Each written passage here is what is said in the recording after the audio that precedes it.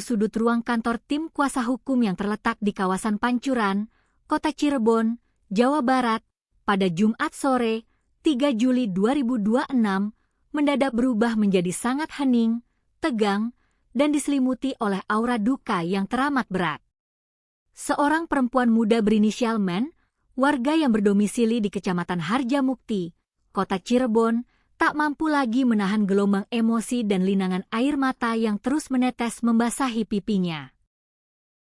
Di hadapan sejumlah awak media yang hadir memenuhi ruangan, wanita berusia 30 tahun tersebut beberapa kali terpaksa menghentikan tutur katanya. Tenggorokannya tercekat, dadanya sesak, dan tubuhnya gemetaran hebat setiap kali ia berusaha mengingat kembali bayang-bayang penderitaan luar biasa yang mengaku telah dialaminya selama bertahun-tahun. Bagi Men, penderitaan yang ia tanggung selama ini bukanlah sekadar luka fisik yang meninggalkan bekas parut secara kasat mata di kulit tubuhnya. Ada luka batin dan trauma psikologis yang jauh lebih dalam, jauh lebih menghancurkan, dan seolah terus menggerogoti jiwanya tanpa henti. Setiap detik yang ia lewati bersama sosok pria yang seharusnya melindungi masyarakat justru menjadi episode penderitaan yang tak kunjung usai. Dengan suara yang bergetar menahan kesedihannya mendalam, Men mulai merangkai bait demi bait kisah kelam tentang dugaan tindak kekerasan bertubi-tubi yang dialaminya selama menjalin hubungan asmara dengan seorang oknum anggota kepolisian aktif berinisial Aibtu N. Pria berinisial Aibtu N tersebut diketahui merupakan anggota kepolisian aktif yang sehari-hari bertugas di lingkungan Polres Tegal Kota, Jawa Tengah. Menurut pengakuan jujur dari mulut Men, benih perkenalan di antara mereka berdua sebenarnya bermula dari perantara seorang kawan dekat pada pertengahan tahun 2023 silam. Namun, harapan untuk mendapatkan jalinan kasih yang penuh rasa aman dan kebahagiaan seketika sirna sejak awal masa perkenalan tersebut. Men mengungkapkan sebuah fakta mengejutkan bahwa sejak awal pertemuannya dengan terlapor, dirinya sudah dihadapkan pada perlakuan yang sama sekali tidak manusiawi dan melanggar hukum. Awal mula aku dikenalin oleh teman. Di awal pertama kenal juga udah dicekoki narkotika, tutur Men dengan tatapan mata yang penuh kehampaan saat mengenang detik-detik awal bagaimana dirinya mulai terjerat ke dalam lingkaran kontrol dan intimidasi dari oknum tersebut. Seiring berjalannya waktu, hubungan yang dilandasi oleh kecanduan, ketakutan, dan kontrol sepihak itu bertransformasi menjadi panggung penyiksaan yang kian hari kian tak terkendali. Puncak dari aksi kekerasan fisik yang paling mengerikan yang dilaporkan oleh Men terjadi pada bulan September tahun 2025. Di dalam kurun waktu yang amat kelam tersebut, wanita Malang ini mengaku mengalami siksaan fisik yang sangat ekstrim dan mengancam keselamatan jiwanya secara langsung, yakni berupa dugaan penyiraman cairan kimia berbahaya jenis air keras. Efek destruktif dari penyiraman air keras tersebut menyengat kulit dan dagingnya, meninggalkan bekas luka bakar permanen yang tidak hanya merusak penampilan fisiknya, tetapi juga terus-menerus menyisakan rasa sakit yang teramat perih secara berkala. Selain teror penyiraman air keras yang mengerikan itu, tindakan kekerasan fisik berskala rutin seolah menjadi santapan pahit sehari-hari yang harus ditelan oleh Men. Saat ditanya oleh wartawan mengenai bentuk-bentuk penganiayaan lain yang dialaminya, Men sempat terdiam 1000 bahasa, menundukkan kepalanya dalam-dalam, sebelum akhirnya menjawab singkat dengan nada lirih, "Ya, pernah dipukul." Pertanyaan besar yang kemudian muncul di benak publik adalah mengapa Men memilih untuk bungkam, bertahan, dan tidak langsung melaporkan peristiwa penyiksaan yang sangat keji ini kepada pihak berwajib sejak awal? Jawaban di balik sikap diamnya selama bertahun-tahun itu rupanya berakar dari rasa takut yang sangat mencekam. Men mengaku hidup di bawah cengkraman taktik intimidasi dan teror mental yang sangat terstruktur dari terlapor. Setiap kali Men berusaha melepaskan diri atau mengancam akan melapor, oknum Aibtu N diduga selalu menggunakan senjata pemungkas yang paling membungkam mental korban, ancaman penyebaran dokumen asusila. Ketika ditanya oleh awak media mengenai bentuk ancaman apa yang paling membayang-bayangi pikirannya dan membuat jiwanya kaku tak berdaya, Men mengungkapkan rasa frustrasinya. Lebih ke penyiksaan, pemukulan, terus juga akan disebari video asusila, katanya dengan suara lincir memegang jemarinya sendiri. Bayang-bayang kehancuran nama baik di mata masyarakat, rasa malu yang mendalam terhadap keluarga besar, serta ancaman teror keselamatan fisik yang membuntutinya setiap saat membuat Men merasa terpojok di sudut tergelap dalam hidupnya. Ia merasa terjebak dalam sangkar tanpa jalan keluar, terpaksa menelan bulat-bulat setiap siksaan demi melindungi sisa-sisa martabat hidupnya yang terus diinjak-injak. Namun, di tengah timbunan bekas luka bakar dan rasa sakit di sekujur tubuhnya, ada satu luka yang paling tidak bisa diterima oleh logika dan naluri Men sebagai seorang ibu. Tangis Men yang dari awal wawancara ditahan-tahan, akhirnya pecah tak terkendali menjadi histeris ketika pembicaraan mulai menyentuh nasib sang buah hati.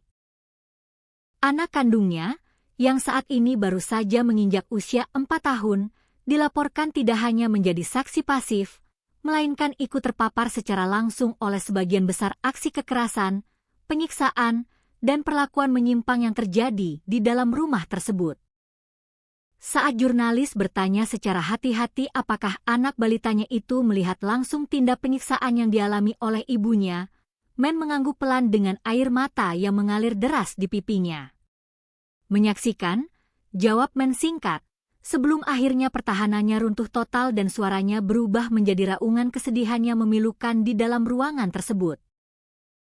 Dengan napas yang tersengal-sengal, Men mengingat kembali bagaimana anaknya yang saat kejadian baru berusia 2 tahun terpaksa harus berada di lokasi yang sama, mematung ketakutan sambil menyaksikan tubuh ibu kandungnya dipukuli dan dianiaya tanpa ada tempat untuk berlari. Ia, dulu menyaksikan penyiksaan, ucapnya sambil menangis histeris, membuat seluruh orang yang berada di dalam ruangan ikut merasakan kepedihan yang teramat sangat. Kenyataan pahit yang disampaikan oleh Men tidak berhenti sampai di situ saja. Pengakuan selanjutnya bahkan jauh lebih mengiris hati dan memicu kemarahan publik. Menurut penuturan jujur dari Men, anak balitanya tersebut tidak hanya dipaksa menjadi saksi dari kekerasan fisik, melainkan juga ikut dipaksa menyaksikan berbagai peristiwa dan perilaku penyimpangan seksual yang diduga dilancarkan oleh oknum tersebut. Trauma memori yang ditanamkan pada anak usia dini itu dinilai sudah berada di tahap yang sangat membahayakan perkembangan mentalnya. Puncak kebiadaban psikologis yang diungkapkan oleh Men adalah ketika balitanya diperlihatkan konten-konten dewasa yang sangat tidak pantas. Men menuturkan bahwa ada momen di mana anak balitanya dipinjami telepon seluler atau HP milik terlapor, namun di dalamnya justru ditontonkan video-video asusila secara sengaja kepada anak yang baru belajar bicara tersebut. Sampai anak aku pernah pinjam HP beliau, ditontonin video asusila. Itu anak umur 2 tahun, teriak Men di tengah tangis histerisnya. Beban trauma batin yang begitu bertumpuk, rasa bersalah kepada sang anak, serta bayang-bayang ketakutan berkepanjangan inilah yang membuat Men selama bertahun-tahun merasa hidupnya bagaikan mati berdiri. Aku takut, aku makanya enggak berani selama ini. Karena udah banyak tekanan. Aku bukan cuman luka bakaran yang dialami, luka batin juga, kan. Selama ini aku pendam, rintihnya memilukan. Di tengah pekatnya kegelapan dan keputusasaan hidup yang dialami oleh Men, keluarga menjadi satu-satunya pelita dan benteng pertahanan terakhir yang menyelamatkan jiwanya dari kehancuran total. Ketika Men sudah berada di titik nadir dan tidak lagi memiliki kekuatan fisik maupun mental untuk bertahan, hadirnya dukungan tanpa syarat dari sang ibu dan kakak perempuan menjadi titik balik yang teramat krusial. Rasa iba yang mendalam melihat tubuh anak dan adik mereka penuh luka, ditambah rasa prihatin yang membuncah atas kondisi trauma psikologis yang menimpa sang cucu, membakar keberanian pihak keluarga untuk mengambil sikap tegas. Melihat penderitaan Men yang sudah lewat dari batas toleransi manusia, ibu kandung dan kakak perempuan Men mengambil inisiatif berani untuk memutus rantai kekerasan tersebut. pihak keluarga secara aktif langsung mencari jalur perlindungan hukum luar dengan menghubungi tim advokasi masyarakat Hotman 911. Keluarga Sih. Mama sama kakak yang menghubungin Hotman 911, ungkap Men, menjelaskan bagaimana awal mula kasus yang terkunci rapat selama bertahun-tahun ini akhirnya bisa keluar ke permukaan dan mendapatkan atensi publik nasional. Uluran tangan dari tim hukum dan dorongan penuh dari keluarga inilah yang akhirnya meniupkan keberanian baru ke dalam dada Men. Wanita yang dulunya dipenuhi rasa takut ini akhirnya membulatkan tekad untuk melawan bayang-bayang intimidasi dan melangkah tegas menempuh jalur hukum resmi. Men menyadari bahwa jika ia terus berdiam diri, tidak hanya masa depannya yang hancur, tetapi mental dan jiwa anak kandungnya yang masih balita akan terancam rusak selamanya. Kini, dengan kepala tegak meski bersimbah air mata, Men melayangkan tuntutan keadilan yang seadil-adilnya. Ia meminta agar hukum tidak tebang pilih dan menindak tegas siapapun pelakunya tanpa memandang seragam atau jabatan. Harapannya semoga dihukum seberat-beratnya sesuai perbuatannya, pungkas Men mantap.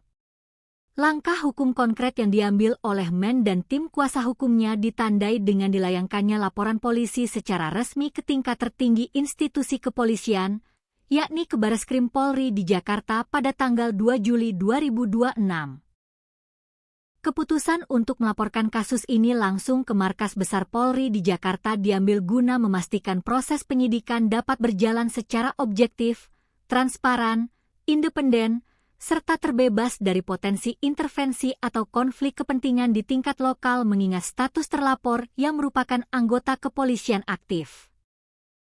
Laporan ini mencakup serangkaian dugaan tindak pidana berat, mulai dari penganiayaan yang mengakibatkan luka berat, penyiraman zat berbahaya, intimidasi, hingga dugaan pelanggaran hukum terkait perlindungan anak dan kejahatan asusila.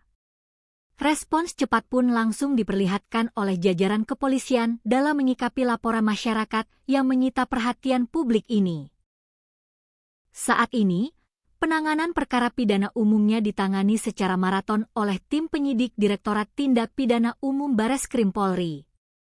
Sementara itu, untuk penegakan etika profesi dan disiplin internal kepolisian, Bidang Profesi dan Pengamanan atau Bipropam Polda Jawa Tengah telah bergerak cepat mengambil tindakan tegas terhadap Aibtu N yang tercatat sebagai anggota aktif di Polres Tegal Kota. Guna memperlancar proses pemeriksaan, mencegah potensi intimidasi terhadap saksi maupun korban, serta menjaga integritas proses hukum yang sedang berjalan, Bitpropam Polda Jawa Tengah secara resmi telah melakukan tindakan penahanan atau penempatan dalam tempat khusus, Patsus, terhadap Aibtu N. Penahanan ini menjadi bukti komitmen awal dari institusi kepolisian untuk menindak tegas setiap bentuk pelanggaran hukum yang dilakukan oleh oknum anggotanya tanpa pandang bulu. Meski demikian, di tengah proses hukum yang sedang bergulir sangat dinamis ini, pihak penegak hukum maupun publik tetap wajib menjunjung tinggi asas hukum praduga tak bersalah, presumption of innocence. Hingga saat ini, belum ada keputusan hukum tetap atau putusan majelis hakim di pengadilan yang menyatakan bahwa Aibtu N terbukti bersalah secara sah dan meyakinkan atas seluruh tuduhan yang dilayangkan oleh pelapor. Seluruh rincian pengakuan, kesaksian, serta bukti fisik berupa luka bakar dan rekaman medis masih berada dalam tahap pendalaman penyidikan forensik, pengumpulan alat bukti material, serta verifikasi hukum secara ketat oleh aparat penegak hukum. Kasus ini kini menjadi sorotan nasional, menjadi penguji bagi transparansi penegakan hukum di Indonesia serta perlindungan nyata bagi para korban kekerasan berbasis gender dan anak di bawah umur. Suasana di salah satu sudut ruang kantor tim kuasa hukum yang terletak di kawasan Pancuran, Kota Cirebon, Jawa Barat, pada Jumat sore, 3 Juli 2026, mendadak berubah menjadi sangat hening, tegang, dan diselimuti oleh aura duka yang teramat berat. Seorang perempuan muda berinisial Men, warga yang berdomisili di Kecamatan Harjamukti, Kota Cirebon, tak mampu lagi menahan gelombang emosi dan linangan air mata yang terus menetes membasahi pipinya. Di hadapan sejumlah awak media yang hadir memenuhi ruangan, wanita berusia 30 tahun tersebut beberapa kali terpaksa menghentikan tutur katanya. Tenggorokannya tercekat, dadanya sesak, dan tubuhnya gemetaran hebat setiap kali ia berusaha mengingat kembali bayang-bayang penderitaan luar biasa yang mengaku telah dialaminya selama bertahun-tahun. Bagi Men, penderitaan yang ia tanggung selama ini bukanlah sekadar luka fisik yang meninggalkan bekas parut secara kasat mata di kulit tubuhnya. Ada luka batin dan trauma psikologis yang jauh lebih dalam, jauh lebih menghancurkan, dan seolah terus menggerogoti jiwanya tanpa henti. Setiap detik yang ia lewati bersama sosok pria yang seharusnya melindungi masyarakat justru menjadi episode penderitaan yang tak kunjung usai. Dengan suara yang bergetar menahan kesedihannya mendalam, Men mulai merangkai bait demi bait kisah kelam tentang dugaan tindak kekerasan bertubi-tubi yang dialaminya selama menjalin hubungan asmara dengan seorang oknum anggota kepolisian aktif berinisial Aibtu N. Pria berinisial Aibtu N tersebut diketahui merupakan anggota kepolisian aktif yang sehari-hari bertugas di lingkungan Polres Tegal Kota, Jawa Tengah. Menurut pengakuan jujur dari mulut Men, benih perkenalan di antara mereka berdua sebenarnya bermula dari perantara seorang kawan dekat pada pertengahan tahun 2023 silam. Namun, harapan untuk mendapatkan jalinan kasih yang penuh rasa aman dan kebahagiaan seketika sirna sejak awal masa perkenalan tersebut. Men mengungkapkan sebuah fakta mengejutkan bahwa sejak awal pertemuannya dengan terlapor, dirinya sudah dihadapkan pada perlakuan yang sama sekali tidak manusiawi dan melanggar hukum. Awal mula aku dikenalin oleh teman. Di awal pertama kenal juga udah dicekoki narkotika, tutur Men dengan tatapan mata yang penuh kehampaan saat mengenang detik-detik awal bagaimana dirinya mulai terjerat ke dalam lingkaran kontrol dan intimidasi dari oknum tersebut. Seiring berjalannya waktu, hubungan yang dilandasi oleh kecanduan, ketakutan, dan kontrol sepihak itu bertransformasi menjadi panggung penyiksaan yang kian hari kian tak terkendali. Puncak dari aksi kekerasan fisik yang paling mengerikan yang dilaporkan oleh Men terjadi pada bulan September tahun 2025. Di dalam kurun waktu yang amat kelam tersebut, wanita malang ini mengaku mengalami siksaan fisik yang sangat ekstrim dan mengancam keselamatan jiwanya secara langsung, yakni berupa dugaan penyiraman cairan kimia berbahaya jenis air keras. Efek destruktif dari penyiraman air keras tersebut menyengat kulit dan dagingnya, meninggalkan bekas luka bakar permanen yang tidak hanya merusak penampilan fisiknya, tetapi juga terus-menerus menyisakan rasa sakit yang teramat perih secara berkala. Selain teror penyiraman air keras yang mengerikan itu, tindakan kekerasan fisik berskala rutin seolah menjadi santapan pahit sehari-hari yang harus ditelan oleh Men. Saat ditanya oleh wartawan mengenai bentuk-bentuk penganiayaan lain yang dialaminya, Men sempat terdiam 1000 bahasa, menundukkan kepalanya dalam-dalam, sebelum akhirnya menjawab singkat dengan nada lirih, "Ya, pernah dipukul." Pertanyaan besar yang kemudian muncul di benak publik adalah mengapa Men memilih untuk bungkam, bertahan, dan tidak langsung melaporkan peristiwa penyiksaan yang sangat keji ini kepada pihak berwajib sejak awal? Jawaban di balik sikap diamnya selama bertahun-tahun itu rupanya berakar dari rasa takut yang sangat mencekam. Men mengaku hidup di bawah cengkraman taktik intimidasi dan teror mental yang sangat terstruktur dari terlapor. Setiap kali Men berusaha melepaskan diri atau mengancam akan melapor, oknum Aibtu N diduga selalu menggunakan senjata pemungkas yang paling membungkam mental korban, ancaman penyebaran dokumen asusila.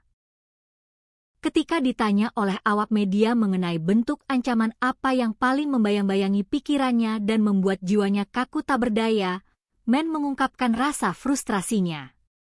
Lebih ke penyiksaan, pemukulan, terus juga akan disebari video asusila, katanya dengan suara lincir memegang jemarinya sendiri.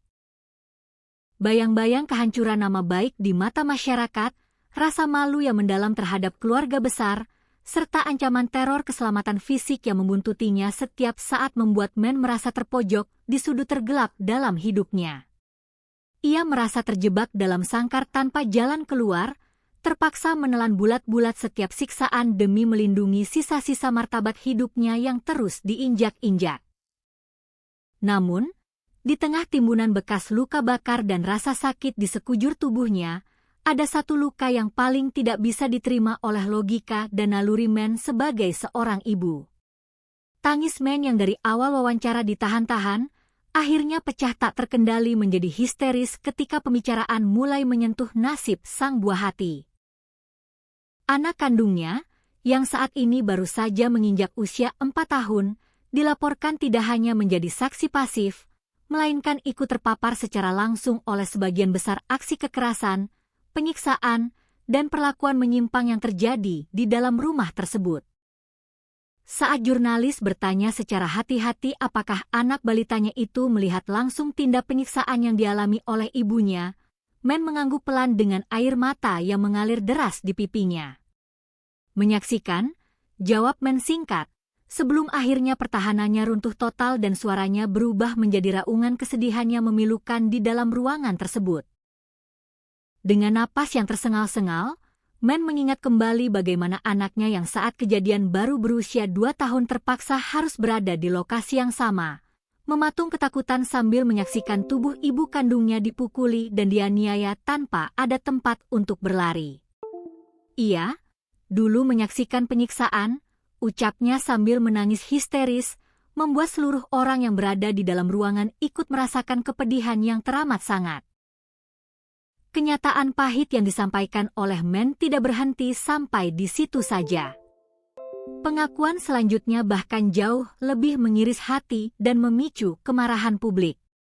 Menurut penuturan jujur dari Men, anak balitanya tersebut tidak hanya dipaksa menjadi saksi dari kekerasan fisik, melainkan juga ikut dipaksa menyaksikan berbagai peristiwa dan perilaku penyimpangan seksual yang diduga dilancarkan oleh oknum tersebut. Trauma memori yang ditanamkan pada anak usia dini itu dinilai sudah berada di tahap yang sangat membahayakan perkembangan mentalnya. Puncak kebiadaban psikologis yang diungkapkan oleh Men adalah ketika balitanya diperlihatkan konten-konten dewasa yang sangat tidak pantas. Men menuturkan bahwa ada momen di mana anak balitanya dipinjami telepon seluler atau HP milik terlapor, namun di dalamnya justru ditontonkan video-video asusila secara sengaja kepada anak yang baru belajar bicara tersebut. Sampai anak aku pernah pinjam HP beliau, ditontonin video asusila. Itu anak umur 2 tahun, teriak Men di tengah tangis histerisnya.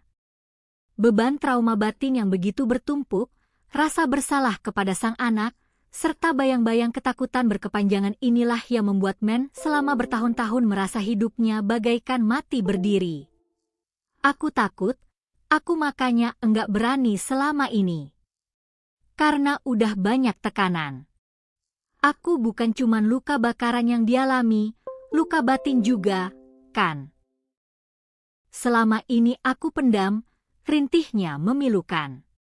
Di tengah pekatnya kegelapan dan keputusasaan hidup yang dialami oleh Men, keluarga menjadi satu-satunya pelita dan benteng pertahanan terakhir yang menyelamatkan jiwanya dari kehancuran total. Ketika Men sudah berada di titik nadir dan tidak lagi memiliki kekuatan fisik maupun mental untuk bertahan, hadirnya dukungan tanpa syarat dari sang ibu dan kakak perempuan menjadi titik balik yang teramat krusial. Rasa iba yang mendalam melihat tubuh anak dan adik mereka penuh luka, ditambah rasa prihatin yang membuncah atas kondisi trauma psikologis yang menimpa sang cucu, membakar keberanian pihak keluarga untuk mengambil sikap tegas. Melihat penderitaan Men yang sudah lewat dari batas toleransi manusia, ibu kandung dan kakak perempuan Men mengambil inisiatif berani untuk memutus rantai kekerasan tersebut. Pihak keluarga secara aktif langsung mencari jalur perlindungan hukum luar dengan menghubungi tim advokasi masyarakat Hotman 911. Keluarga sih. Mama sama kakak yang menghubungin Hotman 911, ungkap Men, menjelaskan bagaimana awal mula kasus yang terkunci rapat selama bertahun-tahun ini akhirnya bisa keluar ke permukaan dan mendapatkan atensi publik nasional. Uluran tangan dari tim hukum dan dorongan penuh dari keluarga inilah yang akhirnya meniupkan keberanian baru ke dalam dada Men. Wanita yang dulunya dipenuhi rasa takut ini akhirnya membulatkan tekad untuk melawan bayang-bayang intimidasi dan melangkah tegas menempuh jalur hukum resmi. Men menyadari bahwa jika ia terus berdiam diri, tidak hanya masa depannya yang hancur, tetapi mental dan jiwa anak kandungnya yang masih balita akan terancam rusak selamanya. Kini, dengan kepala tegak meski bersimbah air mata, Men melayangkan tuntutan keadilan yang seadil-adilnya. Ia meminta agar hukum tidak tebang pilih dan menindak tegas siapapun pelakunya tanpa memandang seragam atau jabatan. Harapannya semoga dihukum seberat-beratnya sesuai perbuatannya, pungkas Men mantap. Langkah hukum konkret yang diambil oleh Men dan tim kuasa hukumnya ditandai dengan dilayangkannya laporan polisi secara resmi ke tingkat tertinggi institusi kepolisian, yakni ke Bareskrim Polri di Jakarta pada tanggal 2 Juli 2026. Keputusan untuk melaporkan kasus ini langsung ke Markas Besar Polri di Jakarta diambil guna memastikan proses penyidikan dapat berjalan secara objektif, transparan, independen, serta terbebas dari potensi intervensi atau konflik kepentingan di tingkat lokal mengingat status terlapor yang merupakan anggota kepolisian aktif. Laporan ini mencakup serangkaian dugaan tindak pidana berat, mulai dari penganiayaan yang mengakibatkan luka berat, penyiraman zat berbahaya, intimidasi, hingga dugaan pelanggaran hukum terkait perlindungan anak dan kejahatan asusila. Respons cepat pun langsung diperlihatkan oleh jajaran kepolisian dalam menyikapi laporan masyarakat yang menyita perhatian publik ini. Saat ini, penanganan perkara pidana umumnya ditangani secara maraton oleh tim penyidik Direktorat Tindak Pidana Umum Bareskrim Polri. Sementara itu, untuk penegakan etika profesi dan disiplin internal kepolisian, Bidang Profesi dan Pengamanan atau Bipropam Polda Jawa Tengah telah bergerak cepat mengambil tindakan tegas terhadap Aibtu N yang tercatat sebagai anggota aktif di Polres Tegal Kota. Guna memperlancar proses pemeriksaan, mencegah potensi intimidasi terhadap saksi maupun korban, serta menjaga integritas proses hukum yang sedang berjalan, Bipropam Polda Jawa Tengah secara resmi telah melakukan tindakan penahanan atau penempatan dalam tempat khusus, Patsus, terhadap Aibtu N. Penahanan ini menjadi bukti komitmen awal dari institusi kepolisian untuk menindak tegas setiap bentuk pelanggaran hukum yang dilakukan oleh oknum anggotanya tanpa pandang bulu. Meski demikian, di tengah proses hukum yang sedang bergulir sangat dinamis ini, pihak penegak hukum maupun publik tetap wajib menjunjung tinggi asas hukum praduga tak bersalah, presumption of innocence. Hingga saat ini, belum ada keputusan hukum tetap atau putusan majelis hakim di pengadilan yang menyatakan bahwa Aibtu N terbukti bersalah secara sah dan meyakinkan atas seluruh tuduhan yang dilayangkan oleh pelapor. Seluruh rincian pengakuan, kesaksian, serta bukti fisik berupa luka bakar dan rekaman medis masih berada dalam tahap pendalaman penyidikan forensik, pengumpulan alat bukti material, serta verifikasi hukum secara ketat oleh aparat penegak hukum. Kasus ini kini menjadi sorotan nasional, menjadi penguji bagi transparansi penegakan hukum di Indonesia serta perlindungan nyata bagi para korban kekerasan berbasis gender dan anak di bawah umur. Suasana di salah satu sudut ruang kantor tim kuasa hukum yang terletak di kawasan Pancuran, Kota Cirebon, Jawa Barat, pada Jumat sore, 3 Juli 2026, mendadak berubah menjadi sangat hening, tegang, dan diselimuti oleh aura duka yang teramat berat. Seorang perempuan muda berinisial Men, warga yang berdomisili di Kecamatan Harjamukti, Kota Cirebon, tak mampu lagi menahan gelombang emosi dan linangan air mata yang terus menetes membasahi pipinya. Di hadapan sejumlah awak media yang hadir memenuhi ruangan, wanita berusia 30 tahun tersebut beberapa kali terpaksa menghentikan tutur katanya. Tenggorokannya tercekat, dadanya sesak, dan tubuhnya gemetaran hebat setiap kali ia berusaha mengingat kembali bayang-bayang penderitaan luar biasa yang mengaku telah dialaminya selama bertahun-tahun. Bagi Men, penderitaan yang ia tanggung selama ini bukanlah sekadar luka fisik yang meninggalkan bekas parut secara kasat mata di kulit tubuhnya. Ada luka batin dan trauma psikologis yang jauh lebih dalam, jauh lebih menghancurkan, dan seolah terus menggerogoti jiwanya tanpa henti. Setiap detik yang ia lewati bersama sosok pria yang seharusnya melindungi masyarakat justru menjadi episode penderitaan yang tak kunjung usai. Dengan suara yang bergetar menahan kesedihannya mendalam, Man mulai merangkai bait demi bait kisah kelam tentang dugaan tindak kekerasan bertubi-tubi yang dialaminya selama menjalin hubungan asmara dengan seorang oknum anggota kepolisian aktif berinisial Aibtu N. Pria berinisial Aibtu N tersebut diketahui merupakan anggota kepolisian aktif yang sehari-hari bertugas di lingkungan Polres Tegal Kota, Jawa Tengah. Menurut pengakuan jujur dari mulut Man, benih perkenalan di antara mereka berdua sebenarnya bermula dari perantara seorang kawan dekat pada pertengahan tahun 2023 silam. Namun, harapan untuk mendapatkan jalinan kasih yang penuh rasa aman dan kebahagiaan seketika sirna sejak awal masa perkenalan tersebut. Man mengungkapkan sebuah fakta mengejutkan bahwa sejak awal pertemuannya dengan terlapor, dirinya sudah dihadapkan pada perlakuan yang sama sekali tidak manusiawi dan melanggar hukum. Awal mula aku dikenalin oleh teman.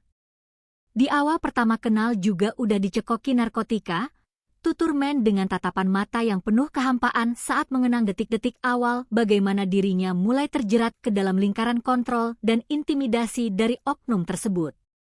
Seiring berjalannya waktu, hubungan yang dilandasi oleh kecanduan, ketakutan, dan kontrol sepihak itu bertransformasi menjadi panggung penyiksaan yang kian hari kian tak terkendali. Puncak dari aksi kekerasan fisik yang paling mengerikan yang dilaporkan oleh Man terjadi pada bulan September tahun 2025. Di dalam kurun waktu yang amat kelam tersebut, wanita malang ini mengaku mengalami siksaan fisik yang sangat ekstrim dan mengancam keselamatan jiwanya secara langsung, yakni berupa dugaan penyiraman cairan kimia berbahaya jenis air keras. Efek destruktif dari penyiraman air keras tersebut menyengat kulit dan dagingnya, meninggalkan bekas luka bakar permanen yang tidak hanya merusak penampilan fisiknya, tetapi juga terus-menerus menyisakan rasa sakit yang teramat perih secara berkala. Selain teror penyiraman air keras yang mengerikan itu, tindakan kekerasan fisik berskala rutin seolah menjadi santapan pahit sehari-hari yang harus ditelan oleh Man. Saat ditanya oleh wartawan mengenai bentuk-bentuk penganiayaan lain yang dialaminya, Man sempat terdiam 1000 bahasa, menundukkan kepalanya dalam-dalam, sebelum akhirnya menjawab singkat dengan nada lirih, "Ya, pernah dipukul." Pertanyaan besar yang kemudian muncul di benak publik adalah mengapa Man memilih untuk bungkam, bertahan, dan tidak langsung melaporkan peristiwa penyiksaan yang sangat keji ini kepada pihak berwajib sejak awal? Jawaban di balik sikap diamnya selama bertahun-tahun itu rupanya berakar dari rasa takut yang sangat mencekam. Man mengaku hidup di bawah cengkraman taktik intimidasi dan teror mental yang sangat terstruktur dari terlapor. Setiap kali Man berusaha melepaskan diri atau mengancam akan melapor, oknum Aibtu N diduga selalu menggunakan senjata pemungkas yang paling membungkam mental korban, ancaman penyebaran dokumen asusila. Ketika ditanya oleh awak media mengenai bentuk ancaman apa yang paling membayang-bayangi pikirannya dan membuat jiwanya kaku tak berdaya, Man mengungkapkan rasa frustrasinya. Lebih ke penyiksaan, pemukulan, terus juga akan disebari video asusila, katanya dengan suara lincir memegang jemarinya sendiri. Bayang-bayang kehancuran nama baik di mata masyarakat, rasa malu yang mendalam terhadap keluarga besar, serta ancaman teror keselamatan fisik yang membuntutinya setiap saat membuat Man merasa terpojok di sudut tergelap dalam hidupnya. Ia merasa terjebak dalam sangkar tanpa jalan keluar, terpaksa menelan bulat-bulat setiap siksaan demi melindungi sisa-sisa martabat hidupnya yang terus diinjak-injak. Namun, di tengah timbunan bekas luka bakar dan rasa sakit di sekujur tubuhnya, ada satu luka yang paling tidak bisa diterima oleh logika dan naluri Man sebagai seorang ibu. Tangis Man yang dari awal wawancara ditahan-tahan, akhirnya pecah tak terkendali menjadi histeris ketika pembicaraan mulai menyentuh nasib sang buah hati. Anak kandungnya, yang saat ini baru saja menginjak usia 4 tahun, dilaporkan tidak hanya menjadi saksi pasif, melainkan ikut terpapar secara langsung oleh sebagian besar aksi kekerasan, penyiksaan, dan perlakuan menyimpang yang terjadi di dalam rumah tersebut. Saat jurnalis bertanya secara hati-hati apakah anak balitanya itu melihat langsung tindak penyiksaan yang dialami oleh ibunya, Men mengangguk pelan dengan air mata yang mengalir deras di pipinya. Menyaksikan, jawab Men singkat, sebelum akhirnya pertahanannya runtuh total dan suaranya berubah menjadi raungan kesedihan yang memilukan di dalam ruangan tersebut. Dengan napas yang tersengal-sengal, Men mengingat kembali bagaimana anaknya yang saat kejadian baru berusia 2 tahun terpaksa harus berada di lokasi yang sama, mematung ketakutan sambil menyaksikan tubuh ibu kandungnya dipukuli dan dianiaya tanpa ada tempat untuk berlari. Ia, dulu menyaksikan penyiksaan, ucapnya sambil menangis histeris, membuat seluruh orang yang berada di dalam ruangan ikut merasakan kepedihan yang teramat sangat. Kenyataan pahit yang disampaikan oleh Men tidak berhenti sampai di situ saja. Pengakuan selanjutnya bahkan jauh lebih mengiris hati dan memicu kemarahan publik. Menurut penuturan jujur dari Men, anak balitanya tersebut tidak hanya dipaksa menjadi saksi dari kekerasan fisik, melainkan juga ikut dipaksa menyaksikan berbagai peristiwa dan perilaku penyimpangan seksual yang diduga dilancarkan oleh oknum tersebut. Trauma memori yang ditanamkan pada anak usia dini itu dinilai sudah berada di tahap yang sangat membahayakan perkembangan mentalnya. Puncak kebiadaban psikologis yang diungkapkan oleh Men adalah ketika balitanya diperlihatkan konten-konten dewasa yang sangat tidak pantas. Men menuturkan bahwa ada momen di mana anak balitanya dipinjami telepon seluler atau HP milik terlapor, namun di dalamnya justru ditontonkan video-video asusila secara sengaja kepada anak yang baru belajar bicara tersebut. Sampai anak aku pernah pinjam HP beliau, ditontonin video asusila. Itu anak umur 2 tahun, teriak Men di tengah tangis histerisnya. Beban trauma batin yang begitu bertumpuk, rasa bersalah kepada sang anak, serta bayang-bayang ketakutan berkepanjangan inilah yang membuat Men selama bertahun-tahun merasa hidupnya bagaikan mati berdiri. Aku takut, aku makanya enggak berani selama ini. Karena udah banyak tekanan. Aku bukan cuman luka bakaran yang dialami, luka batin juga, kan. Selama ini aku pendam, rintihnya memilukan. Di tengah pekatnya kegelapan dan keputusasaan hidup yang dialami oleh Men, keluarga menjadi satu-satunya pelita dan benteng pertahanan terakhir yang menyelamatkan jiwanya dari kehancuran total. Ketika Men sudah berada di titik nadir dan tidak lagi memiliki kekuatan fisik maupun mental untuk bertahan, hadirnya dukungan tanpa syarat dari sang ibu dan kakak perempuan menjadi titik balik yang teramat krusial. Rasa iba yang mendalam melihat tubuh anak dan adik mereka penuh luka, ditambah rasa prihatin yang membuncah atas kondisi trauma psikologis yang menimpa sang cucu, membakar keberanian pihak keluarga untuk mengambil sikap tegas. Melihat penderitaan Men yang sudah lewat dari batas toleransi manusia, ibu kandung dan kakak perempuan Men mengambil inisiatif berani untuk memutus rantai kekerasan tersebut.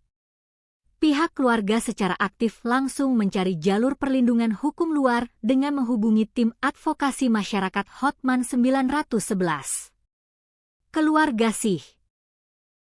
Mama sama kakak yang menghubungin Hotman 911, ungkap Men, menjelaskan bagaimana awal mula kasus yang terkunci rapat selama bertahun-tahun ini akhirnya bisa keluar ke permukaan dan mendapatkan atensi publik nasional.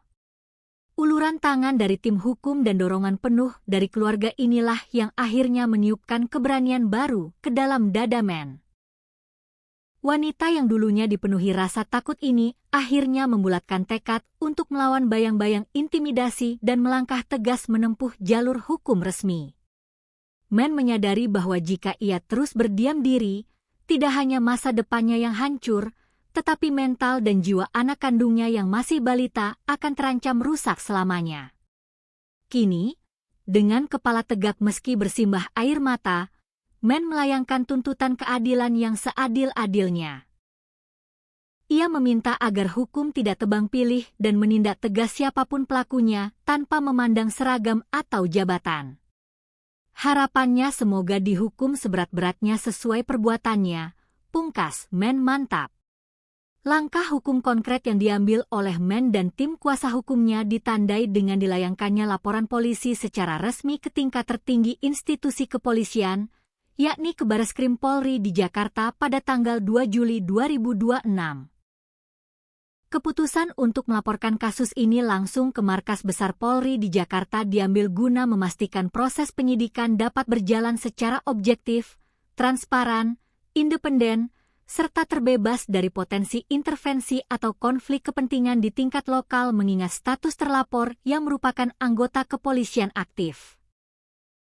Laporan ini mencakup serangkaian dugaan tindak pidana berat, mulai dari penganiayaan yang mengakibatkan luka berat, penyiraman zat berbahaya, intimidasi, hingga dugaan pelanggaran hukum terkait perlindungan anak dan kejahatan asusila.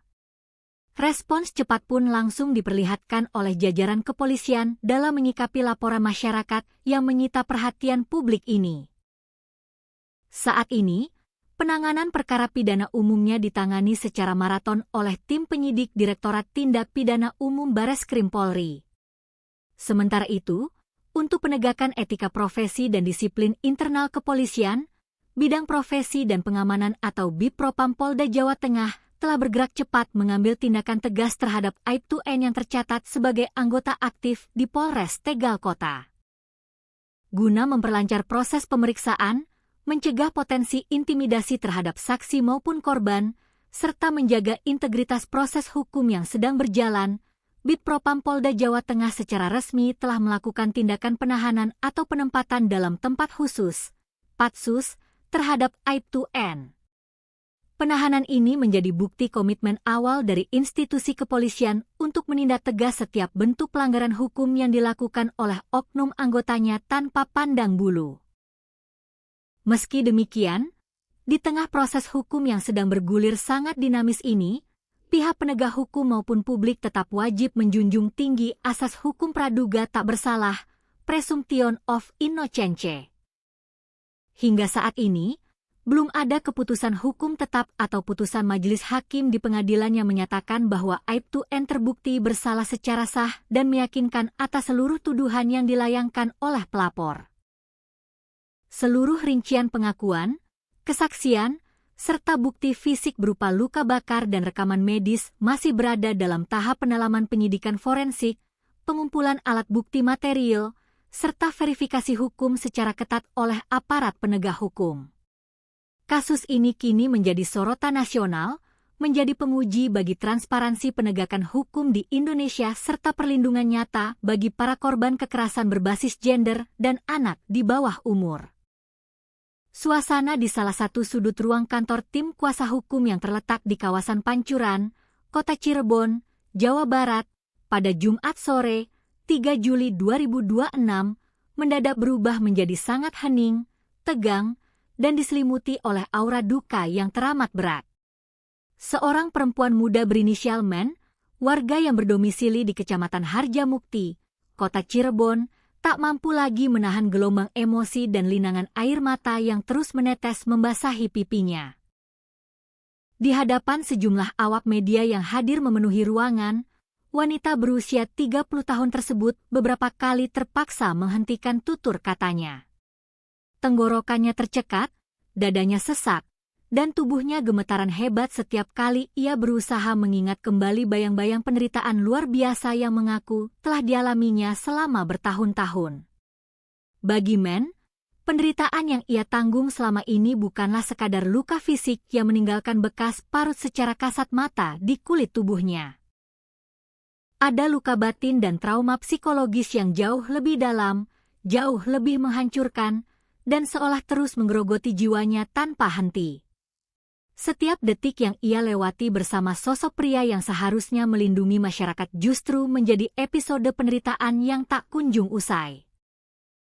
Dengan suara yang bergetar menahan kesedihannya mendalam, Men mulai merangkai bait demi bait kisah kelam tentang dugaan tindak kekerasan bertubi-tubi yang dialaminya selama menjalin hubungan asmara dengan seorang oknum anggota kepolisian aktif berinisial Aibtu N.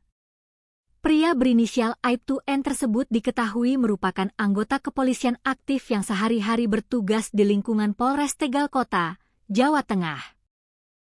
Menurut pengakuan jujur dari mulut Men, benih perkenalan di antara mereka berdua sebenarnya bermula dari perantara seorang kawan dekat pada pertengahan tahun 2023 silam. Namun, harapan untuk mendapatkan jalinan kasih yang penuh rasa aman dan kebahagiaan seketika sirna sejak awal masa perkenalan tersebut. Men mengungkapkan sebuah fakta mengejutkan bahwa sejak awal pertemuannya dengan terlapor, dirinya sudah dihadapkan pada perlakuan yang sama sekali tidak manusiawi dan melanggar hukum. Awal mula aku dikenalin oleh teman. Di awal pertama kenal juga udah dicekoki narkotika, tutur Men dengan tatapan mata yang penuh kehampaan saat mengenang detik-detik awal bagaimana dirinya mulai terjerat ke dalam lingkaran kontrol dan intimidasi dari oknum tersebut. Seiring berjalannya waktu, hubungan yang dilandasi oleh kecanduan, ketakutan, dan kontrol sepihak itu bertransformasi menjadi panggung penyiksaan yang kian hari kian tak terkendali. Puncak dari aksi kekerasan fisik yang paling mengerikan yang dilaporkan oleh Men terjadi pada bulan September tahun 2025. Di dalam kurun waktu yang amat kelam tersebut, wanita Malang ini mengaku mengalami siksaan fisik yang sangat ekstrim dan mengancam keselamatan jiwanya secara langsung, yakni berupa dugaan penyiraman cairan kimia berbahaya jenis air keras. Efek destruktif dari penyiraman air keras tersebut menyengat kulit dan dagingnya, meninggalkan bekas luka bakar permanen yang tidak hanya merusak penampilan fisiknya, tetapi juga terus-menerus menyisakan rasa sakit yang teramat perih secara berkala. Selain teror penyiraman air keras yang mengerikan itu, tindakan kekerasan fisik berskala rutin seolah menjadi santapan pahit sehari-hari yang harus ditelan oleh Men. Saat ditanya oleh wartawan mengenai bentuk-bentuk penganiayaan lain yang dialaminya, Men sempat terdiam 1000 bahasa, menundukkan kepalanya dalam-dalam, sebelum akhirnya menjawab singkat dengan nada lirih, "Ya, pernah dipukul." Pertanyaan besar yang kemudian muncul di benak publik adalah mengapa Men memilih untuk bungkam, bertahan, dan tidak langsung melaporkan peristiwa penyiksaan yang sangat keji ini kepada pihak berwajib sejak awal? Jawaban di balik sikap diamnya selama bertahun-tahun itu rupanya berakar dari rasa takut yang sangat mencekam. Men mengaku hidup di bawah cengkraman taktik intimidasi dan teror mental yang sangat terstruktur dari terlapor. Setiap kali Men berusaha melepaskan diri atau mengancam akan melapor, oknum Aibtu N diduga selalu menggunakan senjata pemungkas yang paling membungkam mental korban, ancaman penyebaran dokumen asusila.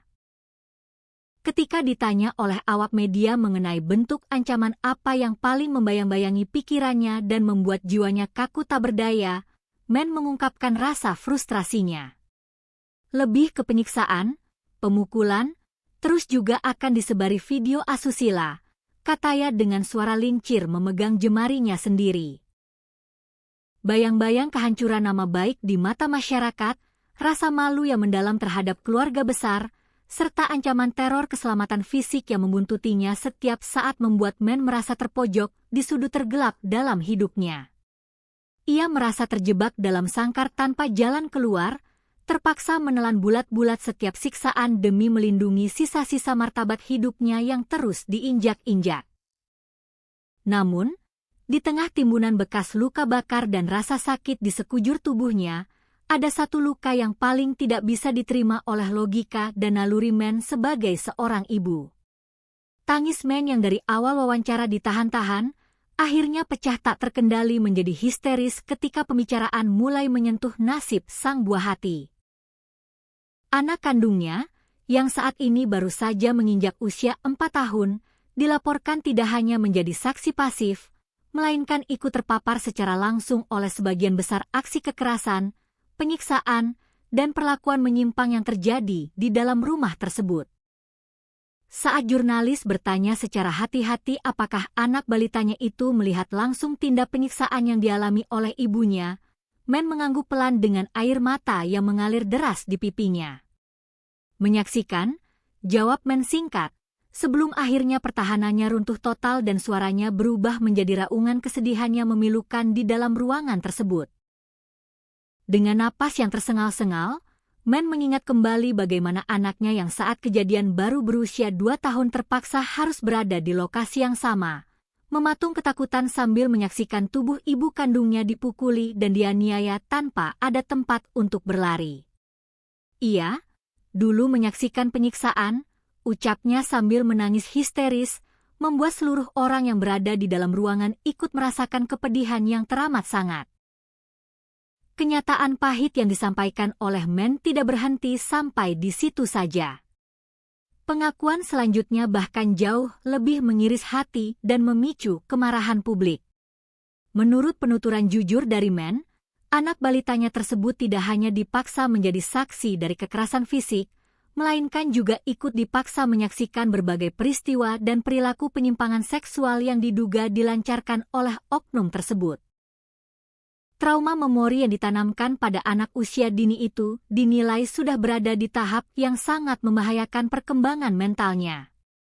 Puncak kebiadaban psikologis yang diungkapkan oleh Men adalah ketika balitanya diperlihatkan konten-konten dewasa yang sangat tidak pantas.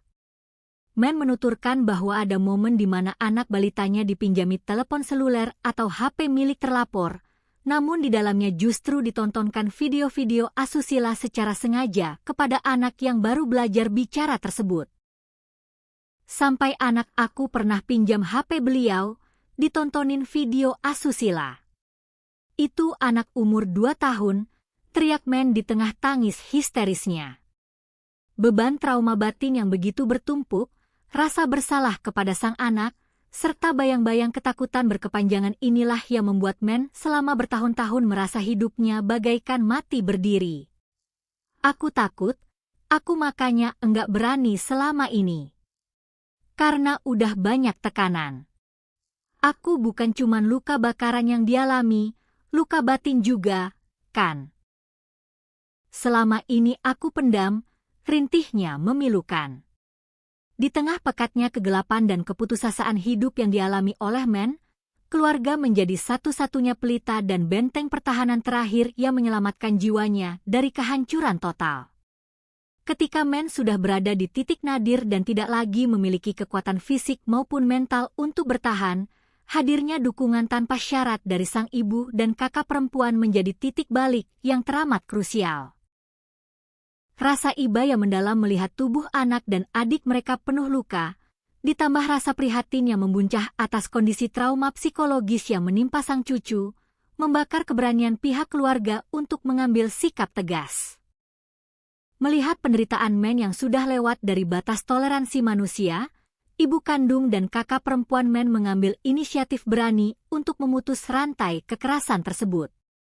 Pihak keluarga secara aktif langsung mencari jalur perlindungan hukum luar dengan menghubungi tim advokasi masyarakat Hotman 911. Keluarga sih. Mama sama kakak yang hubungin Hotman 911, ungkap Men, menjelaskan bagaimana awal mula kasus yang terkunci rapat selama bertahun-tahun ini akhirnya bisa keluar ke permukaan dan mendapatkan atensi publik nasional. Uluran tangan dari tim hukum dan dorongan penuh dari keluarga inilah yang akhirnya meniupkan keberanian baru ke dalam dada Men. Wanita yang dulunya dipenuhi rasa takut ini akhirnya membulatkan tekad untuk melawan bayang-bayang intimidasi dan melangkah tegas menempuh jalur hukum resmi. Men menyadari bahwa jika ia terus berdiam diri, tidak hanya masa depannya yang hancur, tetapi mental dan jiwa anak kandungnya yang masih balita akan terancam rusak selamanya. Kini, dengan kepala tegak meski bersimbah air mata, Men melayangkan tuntutan keadilan yang seadil-adilnya. Ia meminta agar hukum tidak tebang pilih dan menindak tegas siapapun pelakunya tanpa memandang seragam atau jabatan. Harapannya semoga dihukum seberat-beratnya sesuai perbuatannya, pungkas Men mantap. Langkah hukum konkret yang diambil oleh Men dan tim kuasa hukumnya ditandai dengan dilayangkannya laporan polisi secara resmi ke tingkat tertinggi institusi kepolisian, yakni ke Bareskrim Polri di Jakarta pada tanggal 2 Juli 2026. Keputusan untuk melaporkan kasus ini langsung ke Markas Besar Polri di Jakarta diambil guna memastikan proses penyidikan dapat berjalan secara objektif, transparan, independen, serta terbebas dari potensi intervensi atau konflik kepentingan di tingkat lokal mengingat status terlapor yang merupakan anggota kepolisian aktif. Laporan ini mencakup serangkaian dugaan tindak pidana berat, mulai dari penganiayaan yang mengakibatkan luka berat, penyiraman zat berbahaya, intimidasi, hingga dugaan pelanggaran hukum terkait perlindungan anak dan kejahatan asusila. Respons cepat pun langsung diperlihatkan oleh jajaran kepolisian dalam menyikapi laporan masyarakat yang menyita perhatian publik ini. Saat ini, penanganan perkara pidana umumnya ditangani secara maraton oleh tim penyidik Direktorat Tindak Pidana Umum Bareskrim Polri. Sementara itu, untuk penegakan etika profesi dan disiplin internal kepolisian, Bidang Profesi dan Pengamanan atau Bipropam Polda Jawa Tengah telah bergerak cepat mengambil tindakan tegas terhadap Aibtu N yang tercatat sebagai anggota aktif di Polres Tegal Kota. Guna memperlancar proses pemeriksaan, mencegah potensi intimidasi terhadap saksi maupun korban, serta menjaga integritas proses hukum yang sedang berjalan, Bipropam Polda Jawa Tengah secara resmi telah melakukan tindakan penahanan atau penempatan dalam tempat khusus, Patsus, terhadap Aibtu N. Penahanan ini menjadi bukti komitmen awal dari institusi kepolisian untuk menindak tegas setiap bentuk pelanggaran hukum yang dilakukan oleh oknum anggotanya tanpa pandang bulu. Meski demikian, di tengah proses hukum yang sedang bergulir sangat dinamis ini, pihak penegak hukum maupun publik tetap wajib menjunjung tinggi asas hukum praduga tak bersalah, presumption of innocence. Hingga saat ini, belum ada keputusan hukum tetap atau putusan majelis hakim di pengadilan yang menyatakan bahwa Aibtu N terbukti bersalah secara sah dan meyakinkan atas seluruh tuduhan yang dilayangkan oleh pelapor. Seluruh rincian pengakuan, kesaksian, serta bukti fisik berupa luka bakar dan rekaman medis masih berada dalam tahap pendalaman penyidikan forensik, pengumpulan alat bukti material, serta verifikasi hukum secara ketat oleh aparat penegak hukum. Kasus ini kini menjadi sorotan nasional, menjadi penguji bagi transparansi penegakan hukum di Indonesia serta perlindungan nyata bagi para korban kekerasan berbasis gender dan anak di bawah umur. Suasana di salah satu sudut ruang kantor tim kuasa hukum yang terletak di kawasan Pancuran, Kota Cirebon, Jawa Barat, pada Jumat sore, 3 Juli 2026, mendadak berubah menjadi sangat hening, tegang, dan diselimuti oleh aura duka yang teramat berat. Seorang perempuan muda berinisial Men, warga yang berdomisili di Kecamatan Harjamukti, Kota Cirebon, tak mampu lagi menahan gelombang emosi dan linangan air mata yang terus menetes membasahi pipinya. Di hadapan sejumlah awak media yang hadir memenuhi ruangan, wanita berusia 30 tahun tersebut beberapa kali terpaksa menghentikan tutur katanya. Tenggorokannya tercekat, dadanya sesak, dan tubuhnya gemetaran hebat setiap kali ia berusaha mengingat kembali bayang-bayang penderitaan luar biasa yang mengaku telah dialaminya selama bertahun-tahun. Bagi Men, penderitaan yang ia tanggung selama ini bukanlah sekadar luka fisik yang meninggalkan bekas parut secara kasat mata di kulit tubuhnya. Ada luka batin dan trauma psikologis yang jauh lebih dalam, jauh lebih menghancurkan, dan seolah terus menggerogoti jiwanya tanpa henti. Setiap detik yang ia lewati bersama sosok pria yang seharusnya melindungi masyarakat justru menjadi episode penderitaan yang tak kunjung usai. Dengan suara yang bergetar menahan kesedihannya mendalam, Men mulai merangkai bait demi bait kisah kelam tentang dugaan tindak kekerasan bertubi-tubi yang dialaminya selama menjalin hubungan asmara dengan seorang oknum anggota kepolisian aktif berinisial Aibtu N. Pria berinisial Aibtu N tersebut diketahui merupakan anggota kepolisian aktif yang sehari-hari bertugas di lingkungan Polres Tegal Kota, Jawa Tengah. Menurut pengakuan jujur dari mulut Men, benih perkenalan di antara mereka berdua sebenarnya bermula dari perantara seorang kawan dekat pada pertengahan tahun 2023 silam. Namun, harapan untuk mendapatkan jalinan kasih yang penuh rasa aman dan kebahagiaan seketika sirna sejak awal masa perkenalan tersebut. Men mengungkapkan sebuah fakta mengejutkan bahwa sejak awal pertemuannya dengan terlapor, dirinya sudah dihadapkan pada perlakuan yang sama sekali tidak manusiawi dan melanggar hukum. Awal mula aku dikenalin oleh teman. Di awal pertama kenal juga udah dicekoki narkotika, tutur Men dengan tatapan mata yang penuh kehampaan saat mengenang detik-detik awal bagaimana dirinya mulai terjerat ke dalam lingkaran kontrol dan intimidasi dari oknum tersebut. Seiring berjalannya waktu, hubungan yang dilandasi oleh kecanduan, ketakutan, dan kontrol sepihak itu bertransformasi menjadi panggung penyiksaan yang kian hari kian tak terkendali. Puncak dari aksi kekerasan fisik yang paling mengerikan yang dilaporkan oleh Men terjadi pada bulan September tahun 2025. Di dalam kurun waktu yang amat kelam tersebut, wanita Malang ini mengaku mengalami siksaan fisik yang sangat ekstrim dan mengancam keselamatan jiwanya secara langsung, yakni berupa dugaan penyiraman cairan kimia berbahaya jenis air keras. Efek destruktif dari penyiraman air keras tersebut menyengat kulit dan dagingnya, meninggalkan bekas luka bakar permanen yang tidak hanya merusak penampilan fisiknya, tetapi juga terus-menerus menyisakan rasa sakit yang teramat perih secara berkala. Selain teror penyiraman air keras yang mengerikan itu, tindakan kekerasan fisik berskala rutin seolah menjadi santapan pahit sehari-hari yang harus ditelan oleh Men. Saat ditanya oleh wartawan mengenai bentuk-bentuk penganiayaan lain yang dialaminya, Men sempat terdiam 1000 bahasa, menundukkan kepalanya dalam-dalam, sebelum akhirnya menjawab singkat dengan nada lirih, "Ya, pernah dipukul." Pertanyaan besar yang kemudian muncul di benak publik adalah mengapa Men memilih untuk bungkam, bertahan, dan tidak langsung melaporkan peristiwa penyiksaan yang sangat keji ini kepada pihak berwajib sejak awal? Jawaban di balik sikap diamnya selama bertahun-tahun itu rupanya berakar dari rasa takut yang sangat mencekam. Men mengaku hidup di bawah cengkraman taktik intimidasi dan teror mental yang sangat terstruktur dari terlapor.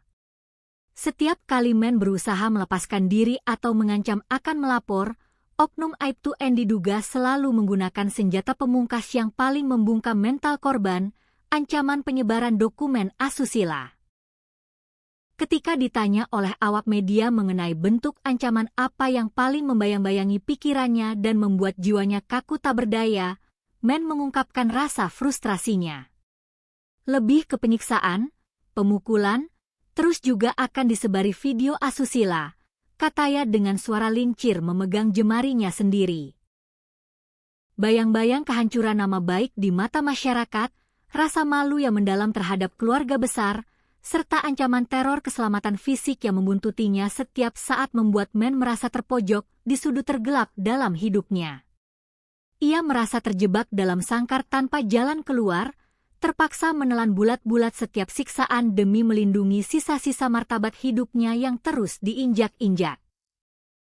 Namun, di tengah timbunan bekas luka bakar dan rasa sakit di sekujur tubuhnya, ada satu luka yang paling tidak bisa diterima oleh logika dan naluri Men sebagai seorang ibu.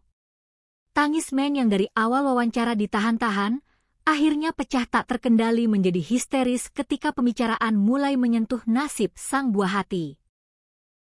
Anak kandungnya, yang saat ini baru saja menginjak usia 4 tahun, dilaporkan tidak hanya menjadi saksi pasif, melainkan ikut terpapar secara langsung oleh sebagian besar aksi kekerasan, penyiksaan, dan perlakuan menyimpang yang terjadi di dalam rumah tersebut. Saat jurnalis bertanya secara hati-hati apakah anak balitanya itu melihat langsung tindak penyiksaan yang dialami oleh ibunya, Men mengangguk pelan dengan air mata yang mengalir deras di pipinya. Menyaksikan, jawab Men singkat, sebelum akhirnya pertahanannya runtuh total dan suaranya berubah menjadi raungan kesedihan yang memilukan di dalam ruangan tersebut. Dengan napas yang tersengal-sengal, Men mengingat kembali bagaimana anaknya yang saat kejadian baru berusia 2 tahun terpaksa harus berada di lokasi yang sama, mematung ketakutan sambil menyaksikan tubuh ibu kandungnya dipukuli dan dianiaya tanpa ada tempat untuk berlari. Ia, dulu menyaksikan penyiksaan, ucapnya sambil menangis histeris, membuat seluruh orang yang berada di dalam ruangan ikut merasakan kepedihan yang teramat sangat. Kenyataan pahit yang disampaikan oleh Men tidak berhenti sampai di situ saja. Pengakuan selanjutnya bahkan jauh lebih mengiris hati dan memicu kemarahan publik. Menurut penuturan jujur dari Men, anak balitanya tersebut tidak hanya dipaksa menjadi saksi dari kekerasan fisik, melainkan juga ikut dipaksa menyaksikan berbagai peristiwa dan perilaku penyimpangan seksual yang diduga dilancarkan oleh oknum tersebut. Trauma memori yang ditanamkan pada anak usia dini itu dinilai sudah berada di tahap yang sangat membahayakan perkembangan mentalnya. Puncak kebiadaban psikologis yang diungkapkan oleh Men adalah ketika balitanya diperlihatkan konten-konten dewasa yang sangat tidak pantas. Men menuturkan bahwa ada momen di mana anak balitanya dipinjami telepon seluler atau HP milik terlapor, namun di dalamnya justru ditontonkan video-video asusila secara sengaja kepada anak yang baru belajar bicara tersebut. Sampai anak aku pernah pinjam HP beliau, ditontonin video asusila. Itu anak umur 2 tahun, teriak Men di tengah tangis histerisnya. Beban trauma batin yang begitu bertumpuk, rasa bersalah kepada sang anak, serta bayang-bayang ketakutan berkepanjangan inilah yang membuat Men selama bertahun-tahun merasa hidupnya bagaikan mati berdiri. Aku takut, aku makanya enggak berani selama ini. Karena udah banyak tekanan. Aku bukan cuman luka bakaran yang dialami, luka batin juga, kan. Selama ini aku pendam, rintihnya memilukan. Di tengah pekatnya kegelapan dan keputusasaan hidup yang dialami oleh Men, keluarga menjadi satu-satunya pelita dan benteng pertahanan terakhir yang menyelamatkan jiwanya dari kehancuran total. Ketika Men sudah berada di titik nadir dan tidak lagi memiliki kekuatan fisik maupun mental untuk bertahan, hadirnya dukungan tanpa syarat dari sang ibu dan kakak perempuan menjadi titik balik yang teramat krusial. Rasa iba yang mendalam melihat tubuh anak dan adik mereka penuh luka, ditambah rasa prihatin yang membuncah atas kondisi trauma psikologis yang menimpa sang cucu, membakar keberanian pihak keluarga untuk mengambil sikap tegas. Melihat penderitaan Men yang sudah lewat dari batas toleransi manusia, ibu kandung dan kakak perempuan Men mengambil inisiatif berani untuk memutus rantai kekerasan tersebut. Pihak keluarga secara aktif langsung mencari jalur perlindungan hukum luar dengan menghubungi tim advokasi masyarakat Hotman 911. Keluarga sih.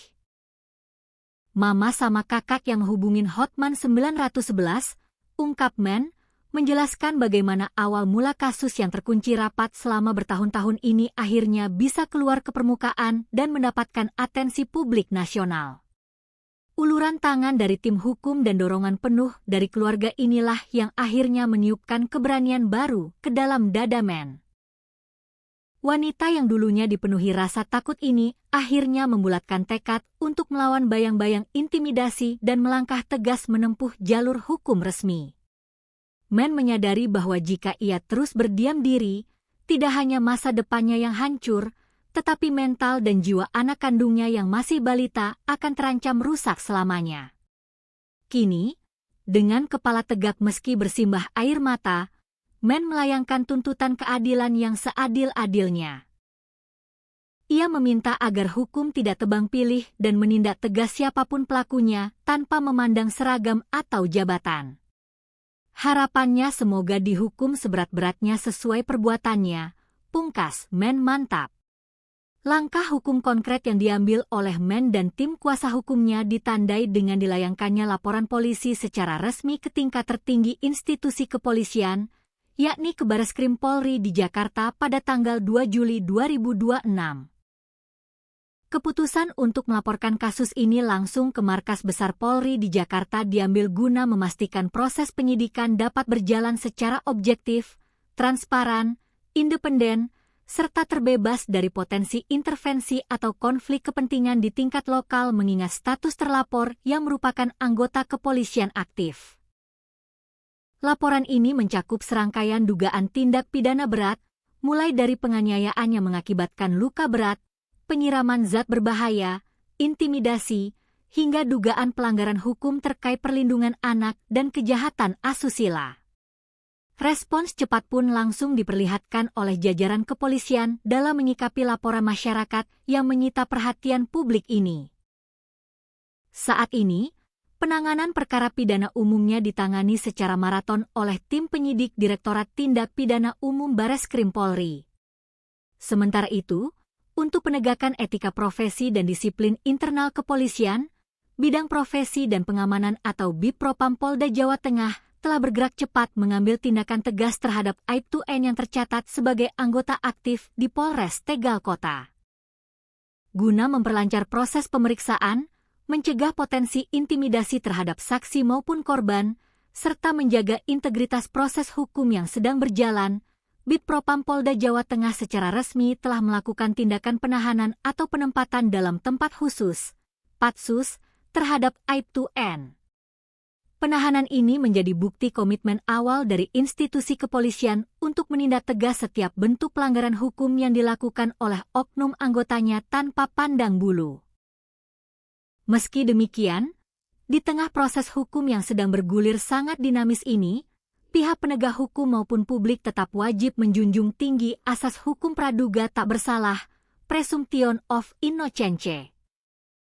Hingga saat ini, belum ada keputusan hukum tetap atau putusan majelis hakim di pengadilan yang menyatakan bahwa Aibtu N terbukti bersalah secara sah dan meyakinkan atas seluruh tuduhan yang dilayangkan oleh pelapor. Seluruh rincian pengakuan, kesaksian, serta bukti fisik berupa luka bakar dan rekaman medis masih berada dalam tahap pendalaman penyidikan forensik, pengumpulan alat bukti material, serta verifikasi hukum secara ketat oleh aparat penegak hukum. Kasus ini kini menjadi sorotan nasional, menjadi penguji bagi transparansi penegakan hukum di Indonesia serta perlindungan nyata bagi para korban kekerasan berbasis gender dan anak di bawah umur. Suasana di salah satu sudut ruang kantor tim kuasa hukum yang terletak di kawasan Pancuran, Kota Cirebon, Jawa Barat, pada Jumat sore, 3 Juli 2026, mendadak berubah menjadi sangat hening, tegang, dan diselimuti oleh aura duka yang teramat berat. Seorang perempuan muda berinisial Men, warga yang berdomisili di Kecamatan Harjamukti, Kota Cirebon, tak mampu lagi menahan gelombang emosi dan linangan air mata yang terus menetes membasahi pipinya. Di hadapan sejumlah awak media yang hadir memenuhi ruangan, wanita berusia 30 tahun tersebut beberapa kali terpaksa menghentikan tutur katanya. Tenggorokannya tercekat, dadanya sesak, dan tubuhnya gemetaran hebat setiap kali ia berusaha mengingat kembali bayang-bayang penderitaan luar biasa yang mengaku telah dialaminya selama bertahun-tahun. Bagi Men, penderitaan yang ia tanggung selama ini bukanlah sekadar luka fisik yang meninggalkan bekas parut secara kasat mata di kulit tubuhnya. Ada luka batin dan trauma psikologis yang jauh lebih dalam, jauh lebih menghancurkan, dan seolah terus menggerogoti jiwanya tanpa henti. Setiap detik yang ia lewati bersama sosok pria yang seharusnya melindungi masyarakat justru menjadi episode penderitaan yang tak kunjung usai.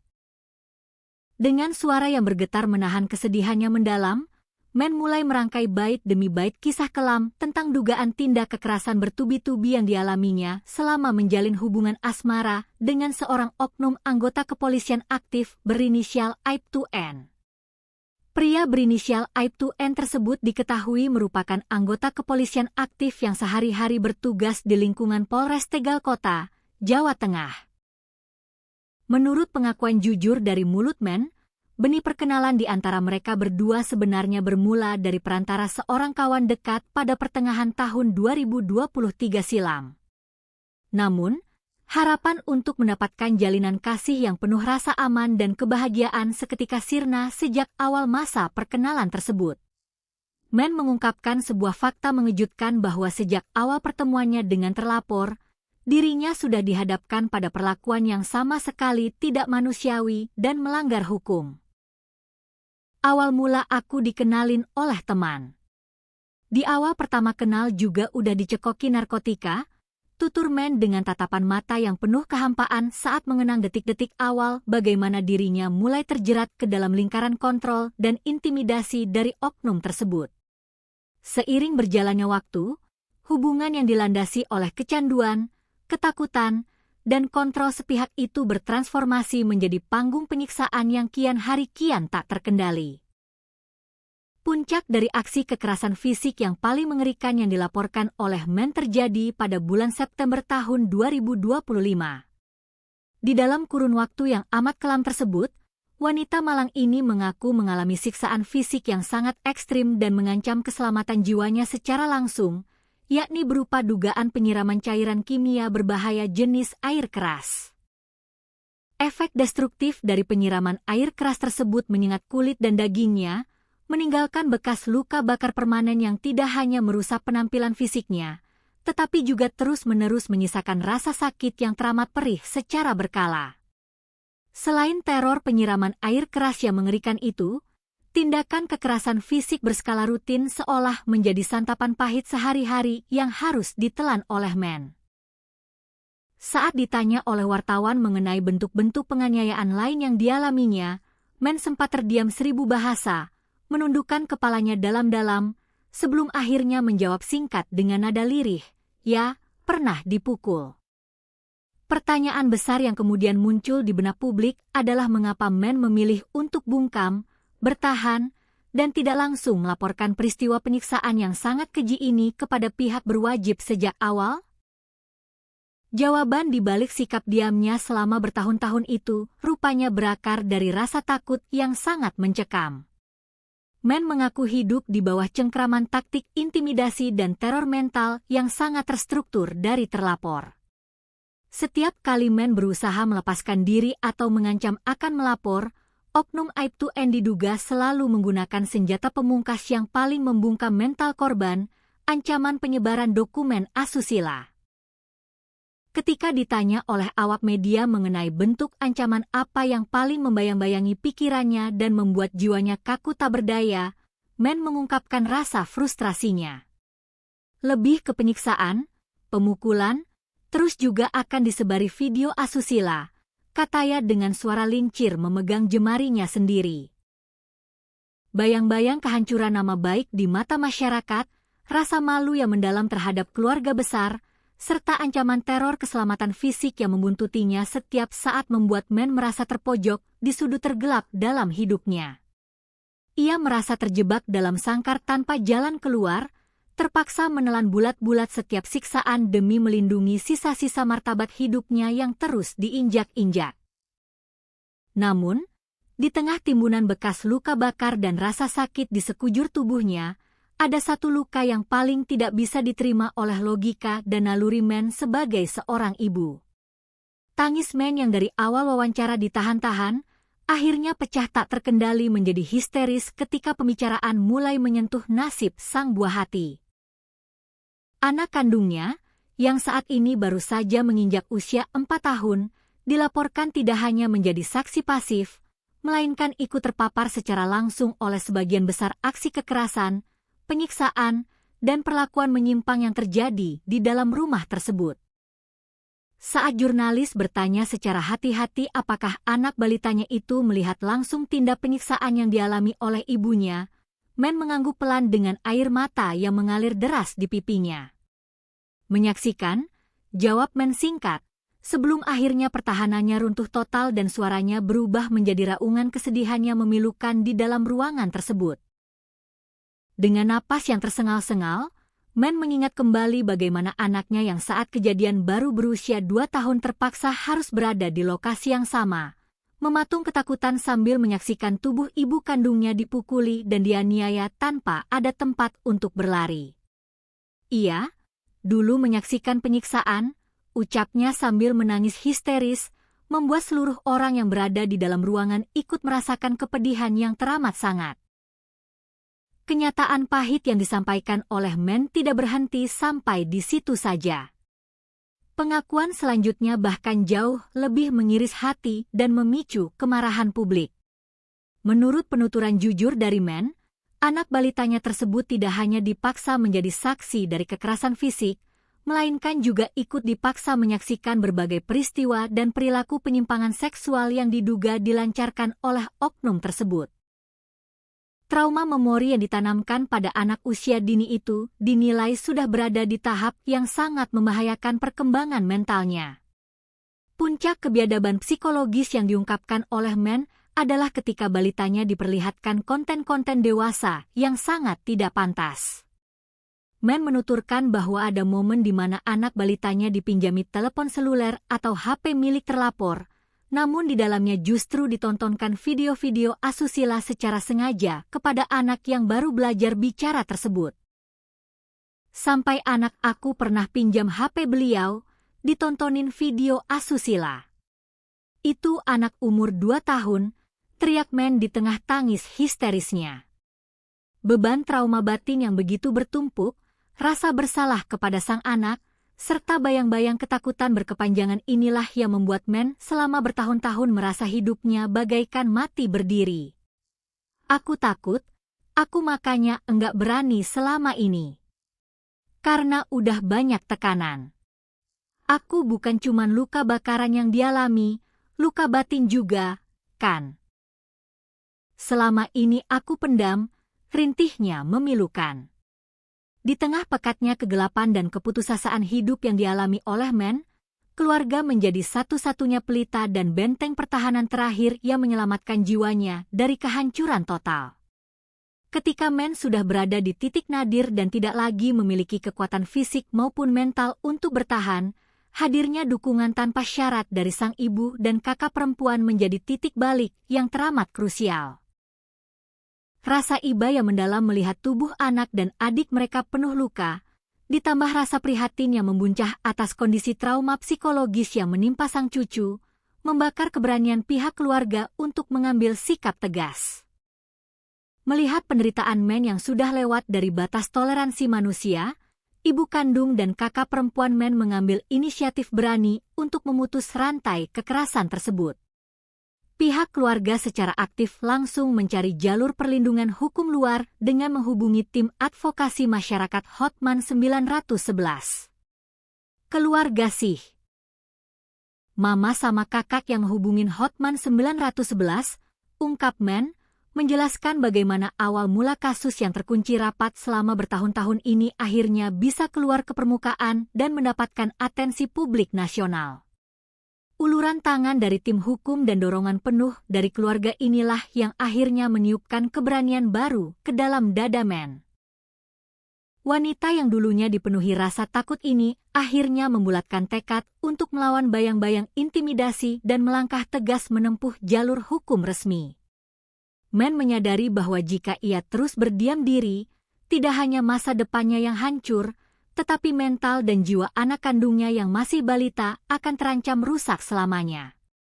Kini, dengan kepala tegak meski bersimbah air mata, Mann melayangkan tuntutan keadilan yang seadil-adilnya. Ia meminta agar hukum tidak tebang pilih dan menindak tegas siapapun pelakunya tanpa memandang seragam atau jabatan. Harapannya semoga dihukum seberat-beratnya sesuai perbuatannya, pungkas Mann mantap. Langkah hukum konkret yang diambil oleh Mann dan tim kuasa hukumnya ditandai dengan dilayangkannya laporan polisi secara resmi ke tingkat tertinggi institusi kepolisian, yakni ke Bareskrim Polri di Jakarta pada tanggal 2 Juli 2026. Keputusan untuk melaporkan kasus ini langsung ke Markas Besar Polri di Jakarta diambil guna memastikan proses penyidikan dapat berjalan secara objektif, transparan, independen, serta terbebas dari potensi intervensi atau konflik kepentingan di tingkat lokal mengingat status terlapor yang merupakan anggota kepolisian aktif. Laporan ini mencakup serangkaian dugaan tindak pidana berat, mulai dari penganiayaan yang mengakibatkan luka berat, penyiraman zat berbahaya, intimidasi, hingga dugaan pelanggaran hukum terkait perlindungan anak dan kejahatan asusila. Respons cepat pun langsung diperlihatkan oleh jajaran kepolisian dalam menyikapi laporan masyarakat yang menyita perhatian publik ini. Saat ini, penanganan perkara pidana umumnya ditangani secara maraton oleh tim penyidik Direktorat Tindak Pidana Umum Bareskrim Polri. Sementara itu, Untuk penegakan etika profesi dan disiplin internal kepolisian, Bidang Profesi dan Pengamanan atau Bipropam Polda Jawa Tengah telah bergerak cepat mengambil tindakan tegas terhadap Aibtu N yang tercatat sebagai anggota aktif di Polres Tegal Kota. Guna memperlancar proses pemeriksaan, mencegah potensi intimidasi terhadap saksi maupun korban, serta menjaga integritas proses hukum yang sedang berjalan, Bipropam Polda Jawa Tengah secara resmi telah melakukan tindakan penahanan atau penempatan dalam tempat khusus, Patsus, terhadap Aibtu N. Penahanan ini menjadi bukti komitmen awal dari institusi kepolisian untuk menindak tegas setiap bentuk pelanggaran hukum yang dilakukan oleh oknum anggotanya tanpa pandang bulu. Meski demikian, di tengah proses hukum yang sedang bergulir sangat dinamis ini, pihak penegak hukum maupun publik tetap wajib menjunjung tinggi asas hukum praduga tak bersalah, presumption of innocence. Hingga saat ini, belum ada keputusan hukum tetap atau putusan majelis hakim di pengadilan yang menyatakan bahwa Aibtu N terbukti bersalah secara sah dan meyakinkan atas seluruh tuduhan yang dilayangkan oleh pelapor. Seluruh rincian pengakuan, kesaksian, serta bukti fisik berupa luka bakar dan rekaman medis masih berada dalam tahap pendalaman penyidikan forensik, pengumpulan alat bukti material, serta verifikasi hukum secara ketat oleh aparat penegak hukum. Kasus ini kini menjadi sorotan nasional, menjadi penguji bagi transparansi penegakan hukum di Indonesia serta perlindungan nyata bagi para korban kekerasan berbasis gender dan anak di bawah umur. Suasana di salah satu sudut ruang kantor tim kuasa hukum yang terletak di kawasan Pancuran, Kota Cirebon, Jawa Barat, pada Jumat sore, 3 Juli 2026, mendadak berubah menjadi sangat hening, tegang, dan diselimuti oleh aura duka yang teramat berat. Seorang perempuan muda berinisial Men, warga yang berdomisili di Kecamatan Harjamukti, Kota Cirebon, tak mampu lagi menahan gelombang emosi dan linangan air mata yang terus menetes membasahi pipinya. Di hadapan sejumlah awak media yang hadir memenuhi ruangan, wanita berusia 30 tahun tersebut beberapa kali terpaksa menghentikan tutur katanya. Tenggorokannya tercekat, dadanya sesak, dan tubuhnya gemetaran hebat setiap kali ia berusaha mengingat kembali bayang-bayang penderitaan luar biasa yang mengaku telah dialaminya selama bertahun-tahun. Bagi Men, penderitaan yang ia tanggung selama ini bukanlah sekadar luka fisik yang meninggalkan bekas parut secara kasat mata di kulit tubuhnya. Ada luka batin dan trauma psikologis yang jauh lebih dalam, jauh lebih menghancurkan, dan seolah terus menggerogoti jiwanya tanpa henti. Setiap detik yang ia lewati bersama sosok pria yang seharusnya melindungi masyarakat justru menjadi episode penderitaan yang tak kunjung usai. Dengan suara yang bergetar menahan kesedihannya mendalam, Men mulai merangkai bait demi bait kisah kelam tentang dugaan tindak kekerasan bertubi-tubi yang dialaminya selama menjalin hubungan asmara dengan seorang oknum anggota kepolisian aktif berinisial Aibtu N. Pria berinisial Aibtu N tersebut diketahui merupakan anggota kepolisian aktif yang sehari-hari bertugas di lingkungan Polres Tegal Kota, Jawa Tengah. Menurut pengakuan jujur dari mulut Men, benih perkenalan di antara mereka berdua sebenarnya bermula dari perantara seorang kawan dekat pada pertengahan tahun 2023 silam. Namun, harapan untuk mendapatkan jalinan kasih yang penuh rasa aman dan kebahagiaan seketika sirna sejak awal masa perkenalan tersebut. Men mengungkapkan sebuah fakta mengejutkan bahwa sejak awal pertemuannya dengan terlapor, dirinya sudah dihadapkan pada perlakuan yang sama sekali tidak manusiawi dan melanggar hukum. Awal mula aku dikenalin oleh teman. Di awal pertama kenal juga udah dicekoki narkotika, tutur Men dengan tatapan mata yang penuh kehampaan saat mengenang detik-detik awal bagaimana dirinya mulai terjerat ke dalam lingkaran kontrol dan intimidasi dari oknum tersebut. Seiring berjalannya waktu, hubungan yang dilandasi oleh kecanduan, ketakutan, dan kontrol sepihak itu bertransformasi menjadi panggung penyiksaan yang kian hari kian tak terkendali. Puncak dari aksi kekerasan fisik yang paling mengerikan yang dilaporkan oleh Men terjadi pada bulan September tahun 2025. Di dalam kurun waktu yang amat kelam tersebut, wanita malang ini mengaku mengalami siksaan fisik yang sangat ekstrim dan mengancam keselamatan jiwanya secara langsung, yakni berupa dugaan penyiraman cairan kimia berbahaya jenis air keras. Efek destruktif dari penyiraman air keras tersebut menyengat kulit dan dagingnya, meninggalkan bekas luka bakar permanen yang tidak hanya merusak penampilan fisiknya, tetapi juga terus-menerus menyisakan rasa sakit yang teramat perih secara berkala. Selain teror penyiraman air keras yang mengerikan itu, tindakan kekerasan fisik berskala rutin seolah menjadi santapan pahit sehari-hari yang harus ditelan oleh Men. Saat ditanya oleh wartawan mengenai bentuk-bentuk penganiayaan lain yang dialaminya, Men sempat terdiam 1000 bahasa, menundukkan kepalanya dalam-dalam, sebelum akhirnya menjawab singkat dengan nada lirih, "Ya, pernah dipukul." Pertanyaan besar yang kemudian muncul di benak publik adalah mengapa Men memilih untuk bungkam, bertahan, dan tidak langsung melaporkan peristiwa penyiksaan yang sangat keji ini kepada pihak berwajib sejak awal? Jawaban di balik sikap diamnya selama bertahun-tahun itu rupanya berakar dari rasa takut yang sangat mencekam. Men mengaku hidup di bawah cengkraman taktik intimidasi dan teror mental yang sangat terstruktur dari terlapor.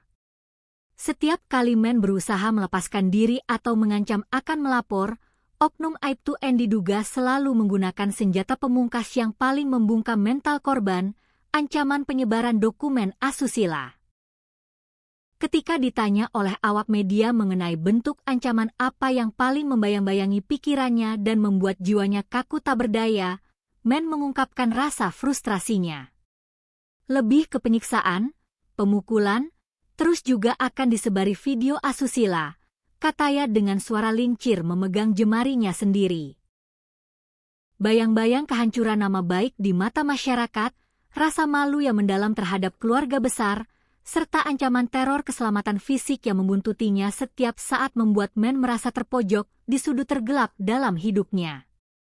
Ia merasa terjebak dalam sangkar tanpa jalan keluar, terpaksa menelan bulat-bulat setiap siksaan demi melindungi sisa-sisa martabat hidupnya yang terus diinjak-injak. Namun, di tengah timbunan bekas luka bakar dan rasa sakit di sekujur tubuhnya, ada satu luka yang paling tidak bisa diterima oleh logika dan naluri Men sebagai seorang ibu. Tangis Men yang dari awal wawancara ditahan-tahan, akhirnya pecah tak terkendali menjadi histeris ketika pembicaraan mulai menyentuh nasib sang buah hati. Anak kandungnya, yang saat ini baru saja menginjak usia 4 tahun, dilaporkan tidak hanya menjadi saksi pasif, melainkan ikut terpapar secara langsung oleh sebagian besar aksi kekerasan, penyiksaan, dan perlakuan menyimpang yang terjadi di dalam rumah tersebut. Saat jurnalis bertanya secara hati-hati apakah anak balitanya itu melihat langsung tindak penyiksaan yang dialami oleh ibunya, Men mengangguk pelan dengan air mata yang mengalir deras di pipinya. Menyaksikan, jawab Men singkat, sebelum akhirnya pertahanannya runtuh total dan suaranya berubah menjadi raungan kesedihan yang memilukan di dalam ruangan tersebut.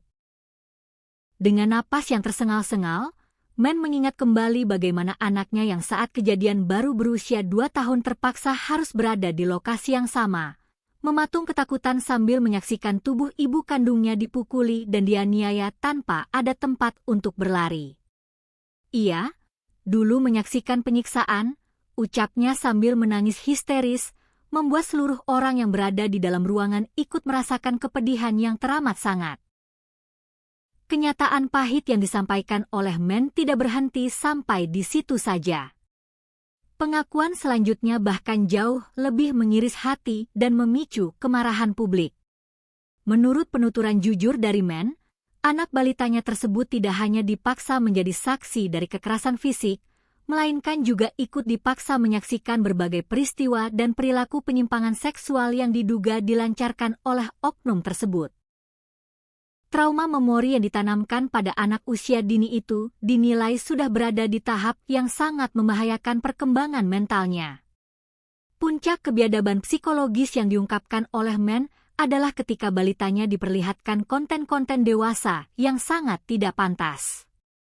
Men menuturkan bahwa ada momen di mana anak balitanya dipinjami telepon seluler atau HP milik terlapor, namun di dalamnya justru ditontonkan video-video asusila secara sengaja kepada anak yang baru belajar bicara tersebut. Sampai anak aku pernah pinjam HP beliau, ditontonin video asusila. Itu anak umur 2 tahun, teriak Men di tengah tangis histerisnya. Beban trauma batin yang begitu bertumpuk, rasa bersalah kepada sang anak, serta bayang-bayang ketakutan berkepanjangan inilah yang membuat Men selama bertahun-tahun merasa hidupnya bagaikan mati berdiri. Aku takut, aku makanya enggak berani selama ini. Karena udah banyak tekanan. Aku bukan cuman luka bakaran yang dialami, luka batin juga, kan? Selama ini aku pendam, rintihnya memilukan. Di tengah pekatnya kegelapan dan keputusasaan hidup yang dialami oleh Men, keluarga menjadi satu-satunya pelita dan benteng pertahanan terakhir yang menyelamatkan jiwanya dari kehancuran total. Ketika Men sudah berada di titik nadir dan tidak lagi memiliki kekuatan fisik maupun mental untuk bertahan, hadirnya dukungan tanpa syarat dari sang ibu dan kakak perempuan menjadi titik balik yang teramat krusial. Rasa iba yang mendalam melihat tubuh anak dan adik mereka penuh luka, ditambah rasa prihatin yang membuncah atas kondisi trauma psikologis yang menimpa sang cucu, membakar keberanian pihak keluarga untuk mengambil sikap tegas. Melihat penderitaan Men yang sudah lewat dari batas toleransi manusia, ibu kandung dan kakak perempuan Men mengambil inisiatif berani untuk memutus rantai kekerasan tersebut. Pihak keluarga secara aktif langsung mencari jalur perlindungan hukum luar dengan menghubungi tim advokasi masyarakat Hotman 911. Keluarga sih. Mama sama kakak yang menghubungin Hotman 911, ungkap Men, menjelaskan bagaimana awal mula kasus yang terkunci rapat selama bertahun-tahun ini akhirnya bisa keluar ke permukaan dan mendapatkan atensi publik nasional.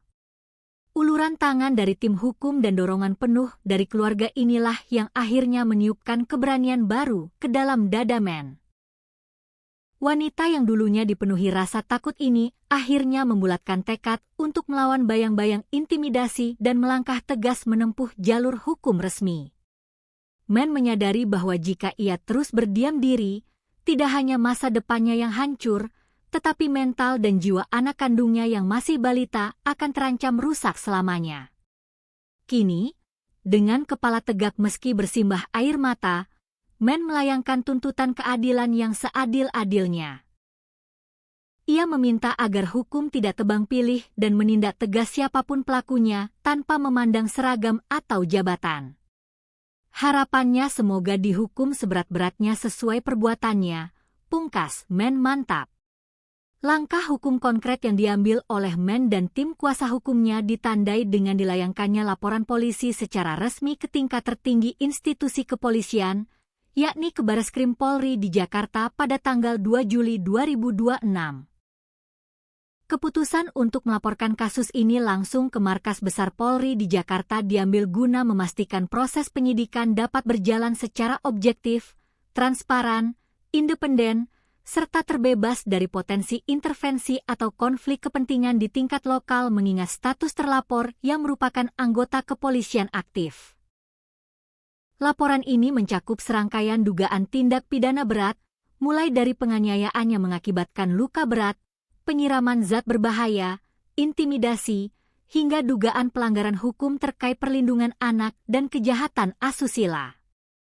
Respons cepat pun langsung diperlihatkan oleh jajaran kepolisian dalam menyikapi laporan masyarakat yang menyita perhatian publik ini. Saat ini, penanganan perkara pidana umumnya ditangani secara maraton oleh tim penyidik Direktorat Tindak Pidana Umum Bareskrim Polri. Sementara itu, untuk penegakan etika profesi dan disiplin internal kepolisian, Bidang Profesi dan Pengamanan atau Bipropam Polda Jawa Tengah telah bergerak cepat mengambil tindakan tegas terhadap Aib2N yang tercatat sebagai anggota aktif di Polres Tegal Kota. Guna memperlancar proses pemeriksaan, mencegah potensi intimidasi terhadap saksi maupun korban, serta menjaga integritas proses hukum yang sedang berjalan, Bipropam Polda Jawa Tengah secara resmi telah melakukan tindakan penahanan atau penempatan dalam tempat khusus, Patsus, terhadap Aib2N. Penahanan ini menjadi bukti komitmen awal dari institusi kepolisian untuk menindak tegas setiap bentuk pelanggaran hukum yang dilakukan oleh oknum anggotanya tanpa pandang bulu. Meski demikian, di tengah proses hukum yang sedang bergulir sangat dinamis ini, pihak penegak hukum maupun publik tetap wajib menjunjung tinggi asas hukum praduga tak bersalah, presumption of innocence. Hingga saat ini, belum ada keputusan hukum tetap atau putusan majelis hakim di pengadilan yang menyatakan bahwa Aibtu N terbukti bersalah secara sah dan meyakinkan atas seluruh tuduhan yang dilayangkan oleh pelapor. Seluruh rincian pengakuan, kesaksian, serta bukti fisik berupa luka bakar dan rekaman medis masih berada dalam tahap pendalaman penyidikan forensik, pengumpulan alat bukti material, serta verifikasi hukum secara ketat oleh aparat penegak hukum. Kasus ini kini menjadi sorotan nasional, menjadi penguji bagi transparansi penegakan hukum di Indonesia serta perlindungan nyata bagi para korban kekerasan berbasis gender dan anak di bawah umur. Suasana di salah satu sudut ruang kantor tim kuasa hukum yang terletak di kawasan Pancuran, Kota Cirebon, Jawa Barat, pada Jumat sore, 3 Juli 2026, mendadak berubah menjadi sangat hening, tegang, dan diselimuti oleh aura duka yang teramat berat. Seorang perempuan muda berinisial Men, warga yang berdomisili di Kecamatan Harjamukti, Kota Cirebon, tak mampu lagi menahan gelombang emosi dan linangan air mata yang terus menetes membasahi pipinya. Di hadapan sejumlah awak media yang hadir memenuhi ruangan, wanita berusia 30 tahun tersebut beberapa kali terpaksa menghentikan tutur katanya. Tenggorokannya tercekat, dadanya sesak, dan tubuhnya gemetaran hebat setiap kali ia berusaha mengingat kembali bayang-bayang penderitaan luar biasa yang mengaku telah dialaminya selama bertahun-tahun. Bagi Men, penderitaan yang ia tanggung selama ini bukanlah sekadar luka fisik yang meninggalkan bekas parut secara kasat mata di kulit tubuhnya. Ada luka batin dan trauma psikologis yang jauh lebih dalam, jauh lebih menghancurkan, dan seolah terus menggerogoti jiwanya tanpa henti. Setiap detik yang ia lewati bersama sosok pria yang seharusnya melindungi masyarakat justru menjadi episode penderitaan yang tak kunjung usai.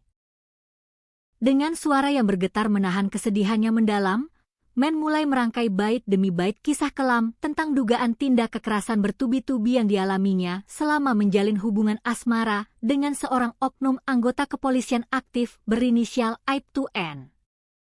Pria berinisial Aibtu N tersebut diketahui merupakan anggota kepolisian aktif yang sehari-hari bertugas di lingkungan Polres Tegal Kota, Jawa Tengah.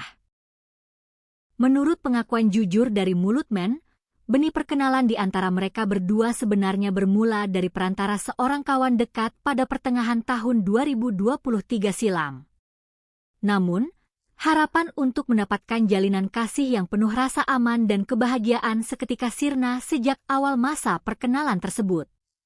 Men mengungkapkan sebuah fakta mengejutkan bahwa sejak awal pertemuannya dengan terlapor, dirinya sudah dihadapkan pada perlakuan yang sama sekali tidak manusiawi dan melanggar hukum. Awal mula aku dikenalin oleh teman.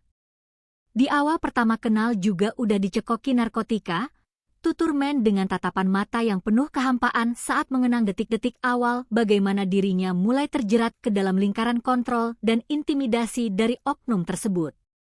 Seiring berjalannya waktu, hubungan yang dilandasi oleh kecanduan, ketakutan, dan kontrol sepihak itu bertransformasi menjadi panggung penyiksaan yang kian hari kian tak terkendali. Puncak dari aksi kekerasan fisik yang paling mengerikan yang dilaporkan oleh Men terjadi pada bulan September tahun 2025. Di dalam kurun waktu yang amat kelam tersebut, wanita Malang ini mengaku mengalami siksaan fisik yang sangat ekstrim dan mengancam keselamatan jiwanya secara langsung, yakni berupa dugaan penyiraman cairan kimia berbahaya jenis air keras. Efek destruktif dari penyiraman air keras tersebut menyengat kulit dan dagingnya, meninggalkan bekas luka bakar permanen yang tidak hanya merusak penampilan fisiknya, tetapi juga terus-menerus menyisakan rasa sakit yang teramat perih secara berkala. Selain teror penyiraman air keras yang mengerikan itu, Tindakan kekerasan fisik berskala rutin seolah menjadi santapan pahit sehari-hari yang harus ditelan oleh Man. Saat ditanya oleh wartawan mengenai bentuk-bentuk penganiayaan lain yang dialaminya, Man sempat terdiam 1000 bahasa, menundukkan kepalanya dalam-dalam, sebelum akhirnya menjawab singkat dengan nada lirih, "Ya, pernah dipukul." Pertanyaan besar yang kemudian muncul di benak publik adalah mengapa Man memilih untuk bungkam, bertahan, dan tidak langsung melaporkan peristiwa penyiksaan yang sangat keji ini kepada pihak berwajib sejak awal? Jawaban di balik sikap diamnya selama bertahun-tahun itu rupanya berakar dari rasa takut yang sangat mencekam. Man mengaku hidup di bawah cengkraman taktik intimidasi dan teror mental yang sangat terstruktur dari terlapor. Setiap kali Man berusaha melepaskan diri atau mengancam akan melapor, oknum Aibtu N diduga selalu menggunakan senjata pemungkas yang paling membungkam mental korban, ancaman penyebaran dokumen asusila. Ketika ditanya oleh awak media mengenai bentuk ancaman apa yang paling membayang-bayangi pikirannya dan membuat jiwanya kaku tak berdaya, Man mengungkapkan rasa frustrasinya. Lebih ke penyiksaan, pemukulan, terus juga akan disebari video asusila, katanya dengan suara lincir memegang jemarinya sendiri. Bayang-bayang kehancuran nama baik di mata masyarakat, rasa malu yang mendalam terhadap keluarga besar, serta ancaman teror keselamatan fisik yang membuntutinya setiap saat membuat Man merasa terpojok di sudut tergelap dalam hidupnya. Ia merasa terjebak dalam sangkar tanpa jalan keluar, terpaksa menelan bulat-bulat setiap siksaan demi melindungi sisa-sisa martabat hidupnya yang terus diinjak-injak. Namun, di tengah timbunan bekas luka bakar dan rasa sakit di sekujur tubuhnya, ada satu luka yang paling tidak bisa diterima oleh logika dan naluri Man sebagai seorang ibu. Tangis Man yang dari awal wawancara ditahan-tahan, akhirnya pecah tak terkendali menjadi histeris ketika pembicaraan mulai menyentuh nasib sang buah hati. Anak kandungnya, yang saat ini baru saja menginjak usia 4 tahun, dilaporkan tidak hanya menjadi saksi pasif, melainkan ikut terpapar secara langsung oleh sebagian besar aksi kekerasan, penyiksaan, dan perlakuan menyimpang yang terjadi di dalam rumah tersebut. Saat jurnalis bertanya secara hati-hati apakah anak balitanya itu melihat langsung tindak penyiksaan yang dialami oleh ibunya, Man mengangguk pelan dengan air mata yang mengalir deras di pipinya. Menyaksikan, jawab Man singkat, sebelum akhirnya pertahanannya runtuh total dan suaranya berubah menjadi raungan kesedihan yang memilukan di dalam ruangan tersebut. Dengan napas yang tersengal-sengal, Man mengingat kembali bagaimana anaknya yang saat kejadian baru berusia 2 tahun terpaksa harus berada di lokasi yang sama, mematung ketakutan sambil menyaksikan tubuh ibu kandungnya dipukuli dan dianiaya tanpa ada tempat untuk berlari. Ia, dulu menyaksikan penyiksaan, ucapnya sambil menangis histeris, membuat seluruh orang yang berada di dalam ruangan ikut merasakan kepedihan yang teramat sangat. Kenyataan pahit yang disampaikan oleh Man tidak berhenti sampai di situ saja. Pengakuan selanjutnya bahkan jauh lebih mengiris hati dan memicu kemarahan publik. Menurut penuturan jujur dari Man, anak balitanya tersebut tidak hanya dipaksa menjadi saksi dari kekerasan fisik, melainkan juga ikut dipaksa menyaksikan berbagai peristiwa dan perilaku penyimpangan seksual yang diduga dilancarkan oleh oknum tersebut. Trauma memori yang ditanamkan pada anak usia dini itu dinilai sudah berada di tahap yang sangat membahayakan perkembangan mentalnya.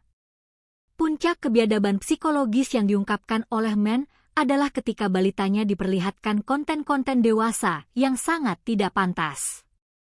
Man menuturkan bahwa ada momen di mana anak balitanya dipinjami telepon seluler atau HP milik terlapor, namun di dalamnya justru ditontonkan video-video asusila secara sengaja kepada anak yang baru belajar bicara tersebut. Sampai anak aku pernah pinjam HP beliau, ditontonin video asusila. Itu anak umur 2 tahun, teriak Man di tengah tangis histerisnya. Beban trauma batin yang begitu bertumpuk, rasa bersalah kepada sang anak, serta bayang-bayang ketakutan berkepanjangan inilah yang membuat Man selama bertahun-tahun merasa hidupnya bagaikan mati berdiri. Aku takut, aku makanya enggak berani selama ini. Karena udah banyak tekanan. Aku bukan cuman luka bakaran yang dialami, luka batin juga, kan? Selama ini aku pendam, rintihnya memilukan.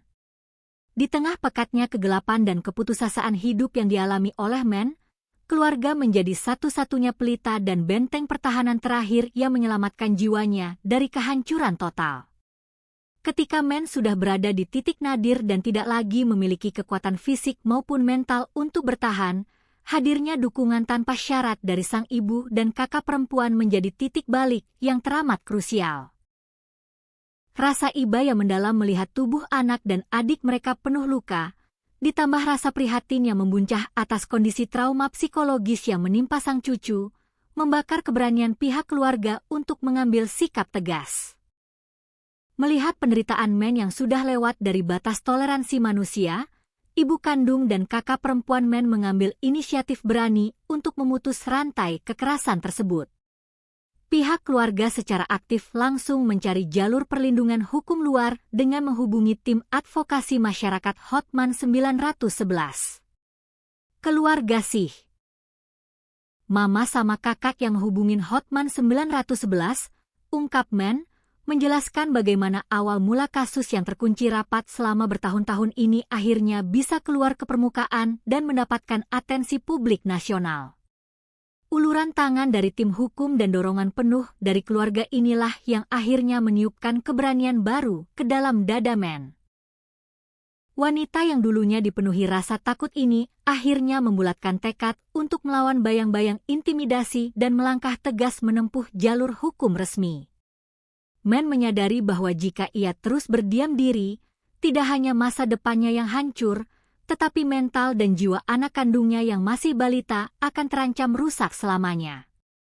Kini, dengan kepala tegak meski bersimbah air mata, Men melayangkan tuntutan keadilan yang seadil-adilnya.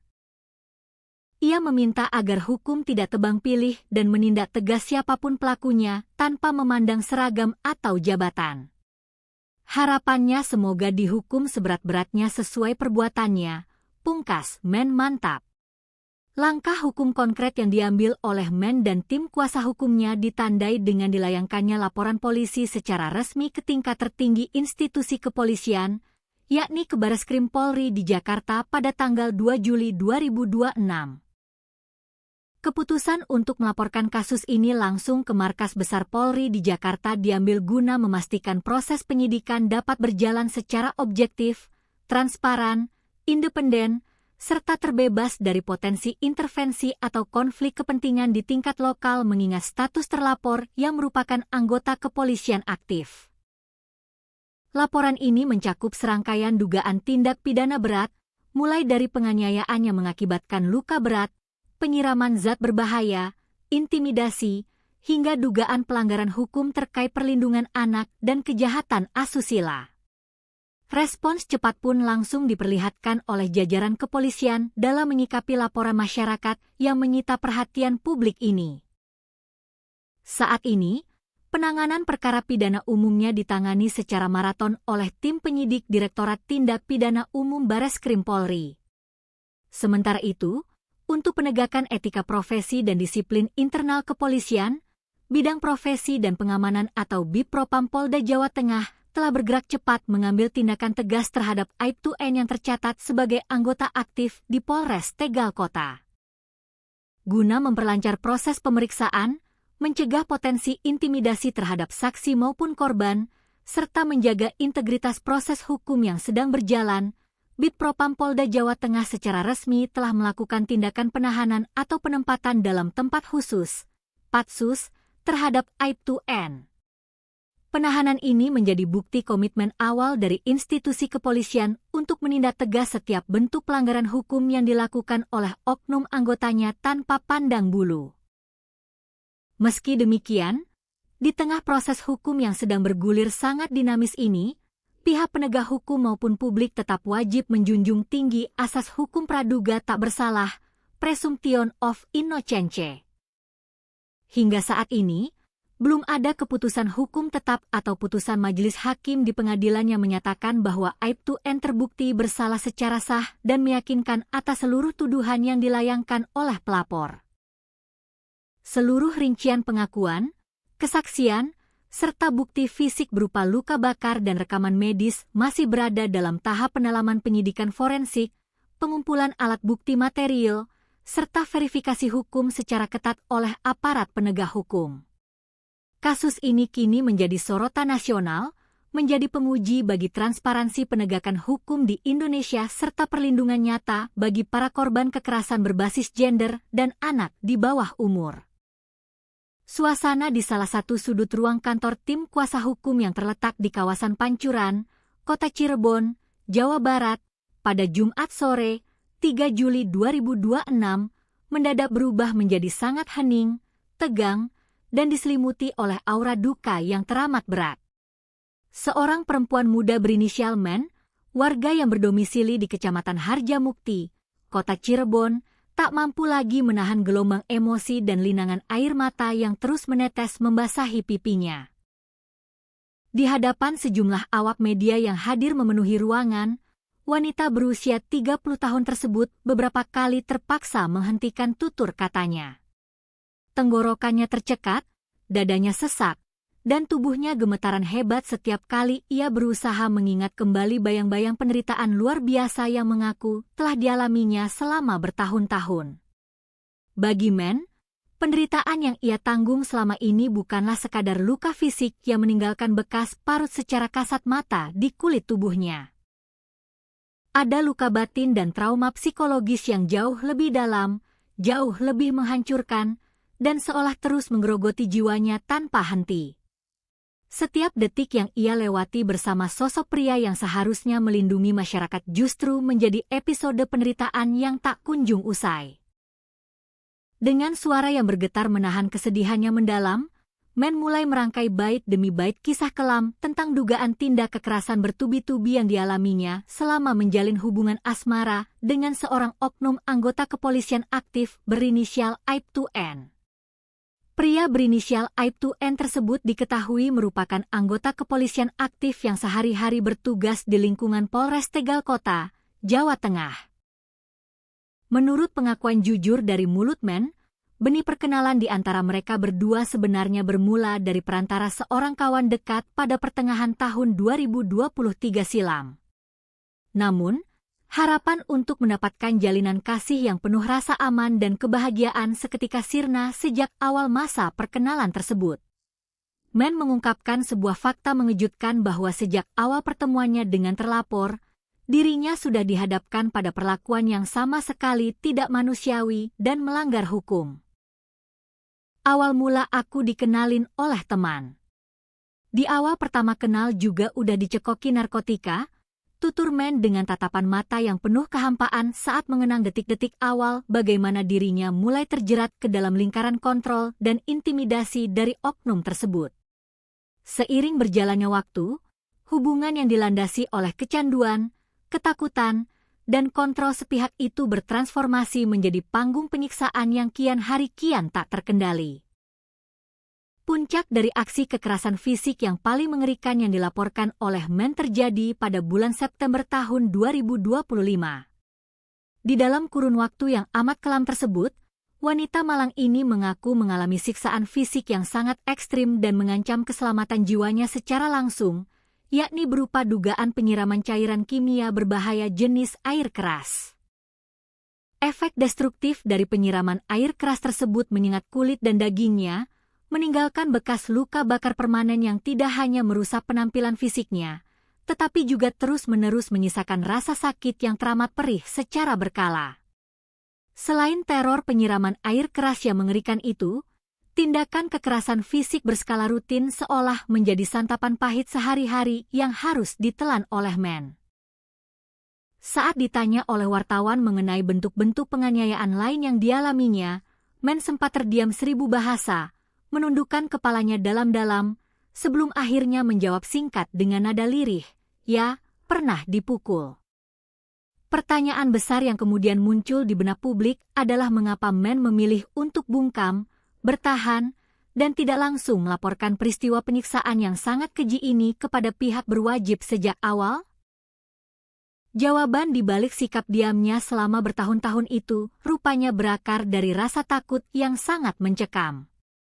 Men mengaku hidup di bawah cengkraman taktik intimidasi dan teror mental yang sangat terstruktur dari terlapor. Setiap kali Men berusaha melepaskan diri atau mengancam akan melapor, oknum Aibtu N diduga selalu menggunakan senjata pemungkas yang paling membungkam mental korban, ancaman penyebaran dokumen asusila. Ketika ditanya oleh awak media mengenai bentuk ancaman apa yang paling membayang-bayangi pikirannya dan membuat jiwanya kaku tak berdaya, Men mengungkapkan rasa frustrasinya. Lebih ke penyiksaan, pemukulan, terus juga akan disebari video asusila, katanya dengan suara lincir memegang jemarinya sendiri. Bayang-bayang kehancuran nama baik di mata masyarakat, rasa malu yang mendalam terhadap keluarga besar, serta ancaman teror keselamatan fisik yang membuntutinya setiap saat membuat Men merasa terpojok di sudut tergelap dalam hidupnya. Ia merasa terjebak dalam sangkar tanpa jalan keluar, terpaksa menelan bulat-bulat setiap siksaan demi melindungi sisa-sisa martabat hidupnya yang terus diinjak-injak. Namun, di tengah timbunan bekas luka bakar dan rasa sakit di sekujur tubuhnya, ada satu luka yang paling tidak bisa diterima oleh logika dan naluri Men sebagai seorang ibu. Tangis Men yang dari awal wawancara ditahan-tahan, akhirnya pecah tak terkendali menjadi histeris ketika pembicaraan mulai menyentuh nasib sang buah hati. Anak kandungnya, yang saat ini baru saja menginjak usia 4 tahun, dilaporkan tidak hanya menjadi saksi pasif, melainkan ikut terpapar secara langsung oleh sebagian besar aksi kekerasan, penyiksaan, dan perlakuan menyimpang yang terjadi di dalam rumah tersebut. Saat jurnalis bertanya secara hati-hati apakah anak balitanya itu melihat langsung tindak penyiksaan yang dialami oleh ibunya, Men mengangguk pelan dengan air mata yang mengalir deras di pipinya. Menyaksikan, jawab Men singkat, sebelum akhirnya pertahanannya runtuh total dan suaranya berubah menjadi raungan kesedihan yang memilukan di dalam ruangan tersebut. Dengan napas yang tersengal-sengal, Men mengingat kembali bagaimana anaknya yang saat kejadian baru berusia 2 tahun terpaksa harus berada di lokasi yang sama, mematung ketakutan sambil menyaksikan tubuh ibu kandungnya dipukuli dan dianiaya tanpa ada tempat untuk berlari. Ia, dulu menyaksikan penyiksaan, ucapnya sambil menangis histeris, membuat seluruh orang yang berada di dalam ruangan ikut merasakan kepedihan yang teramat sangat. Kenyataan pahit yang disampaikan oleh Men tidak berhenti sampai di situ saja. Pengakuan selanjutnya bahkan jauh lebih mengiris hati dan memicu kemarahan publik. Menurut penuturan jujur dari Men, anak balitanya tersebut tidak hanya dipaksa menjadi saksi dari kekerasan fisik, melainkan juga ikut dipaksa menyaksikan berbagai peristiwa dan perilaku penyimpangan seksual yang diduga dilancarkan oleh oknum tersebut. Trauma memori yang ditanamkan pada anak usia dini itu dinilai sudah berada di tahap yang sangat membahayakan perkembangan mentalnya. Puncak kebiadaban psikologis yang diungkapkan oleh Men adalah ketika balitanya diperlihatkan konten-konten dewasa yang sangat tidak pantas. Men menuturkan bahwa ada momen di mana anak balitanya dipinjami telepon seluler atau HP milik terlapor, namun di dalamnya justru ditontonkan video-video asusila secara sengaja kepada anak yang baru belajar bicara tersebut. Sampai anak aku pernah pinjam HP beliau, ditontonin video asusila. Itu anak umur 2 tahun, teriak Men di tengah tangis histerisnya. Beban trauma batin yang begitu bertumpuk, rasa bersalah kepada sang anak, serta bayang-bayang ketakutan berkepanjangan inilah yang membuat Men selama bertahun-tahun merasa hidupnya bagaikan mati berdiri. Aku takut, aku makanya enggak berani selama ini. Karena udah banyak tekanan. Aku bukan cuman luka bakaran yang dialami, luka batin juga, kan? Selama ini aku pendam, rintihnya memilukan. Di tengah pekatnya kegelapan dan keputusasaan hidup yang dialami oleh Men, keluarga menjadi satu-satunya pelita dan benteng pertahanan terakhir yang menyelamatkan jiwanya dari kehancuran total. Ketika Men sudah berada di titik nadir dan tidak lagi memiliki kekuatan fisik maupun mental untuk bertahan, hadirnya dukungan tanpa syarat dari sang ibu dan kakak perempuan menjadi titik balik yang teramat krusial. Rasa iba yang mendalam melihat tubuh anak dan adik mereka penuh luka, ditambah rasa prihatin yang membuncah atas kondisi trauma psikologis yang menimpa sang cucu, membakar keberanian pihak keluarga untuk mengambil sikap tegas. Melihat penderitaan Men yang sudah lewat dari batas toleransi manusia, ibu kandung dan kakak perempuan Men mengambil inisiatif berani untuk memutus rantai kekerasan tersebut. Pihak keluarga secara aktif langsung mencari jalur perlindungan hukum luar dengan menghubungi tim advokasi masyarakat Hotman 911. Keluarga sih. Mama sama kakak yang hubungin Hotman 911, ungkap Men, menjelaskan bagaimana awal mula kasus yang terkunci rapat selama bertahun-tahun ini akhirnya bisa keluar ke permukaan dan mendapatkan atensi publik nasional. Uluran tangan dari tim hukum dan dorongan penuh dari keluarga inilah yang akhirnya meniupkan keberanian baru ke dalam dada Men. Wanita yang dulunya dipenuhi rasa takut ini akhirnya membulatkan tekad untuk melawan bayang-bayang intimidasi dan melangkah tegas menempuh jalur hukum resmi. Men menyadari bahwa jika ia terus berdiam diri, tidak hanya masa depannya yang hancur, tetapi mental dan jiwa anak kandungnya yang masih balita akan terancam rusak selamanya. Kini, dengan kepala tegak meski bersimbah air mata, Men melayangkan tuntutan keadilan yang seadil-adilnya. Ia meminta agar hukum tidak tebang pilih dan menindak tegas siapapun pelakunya tanpa memandang seragam atau jabatan. Harapannya semoga dihukum seberat-beratnya sesuai perbuatannya, pungkas Men mantap. Langkah hukum konkret yang diambil oleh Men dan tim kuasa hukumnya ditandai dengan dilayangkannya laporan polisi secara resmi ke tingkat tertinggi institusi kepolisian, yakni ke Bareskrim Polri di Jakarta pada tanggal 2 Juli 2026. Keputusan untuk melaporkan kasus ini langsung ke Markas Besar Polri di Jakarta diambil guna memastikan proses penyidikan dapat berjalan secara objektif, transparan, independen, serta terbebas dari potensi intervensi atau konflik kepentingan di tingkat lokal mengingat status terlapor yang merupakan anggota kepolisian aktif. Laporan ini mencakup serangkaian dugaan tindak pidana berat, mulai dari penganiayaan yang mengakibatkan luka berat, penyiraman zat berbahaya, intimidasi, hingga dugaan pelanggaran hukum terkait perlindungan anak dan kejahatan asusila. Respons cepat pun langsung diperlihatkan oleh jajaran kepolisian dalam menyikapi laporan masyarakat yang menyita perhatian publik ini. Saat ini, penanganan perkara pidana umumnya ditangani secara maraton oleh tim penyidik Direktorat Tindak Pidana Umum Bareskrim Polri. Sementara itu, untuk penegakan etika profesi dan disiplin internal kepolisian, Bidang Profesi dan Pengamanan atau Bipropam Polda Jawa Tengah telah bergerak cepat mengambil tindakan tegas terhadap Aibtu N yang tercatat sebagai anggota aktif di Polres Tegal Kota. Guna memperlancar proses pemeriksaan, mencegah potensi intimidasi terhadap saksi maupun korban, serta menjaga integritas proses hukum yang sedang berjalan, Bipropam Polda Jawa Tengah secara resmi telah melakukan tindakan penahanan atau penempatan dalam tempat khusus, Patsus, terhadap Aibtu N. Penahanan ini menjadi bukti komitmen awal dari institusi kepolisian untuk menindak tegas setiap bentuk pelanggaran hukum yang dilakukan oleh oknum anggotanya tanpa pandang bulu. Meski demikian, di tengah proses hukum yang sedang bergulir sangat dinamis ini, pihak penegak hukum maupun publik tetap wajib menjunjung tinggi asas hukum praduga tak bersalah, presumption of innocence.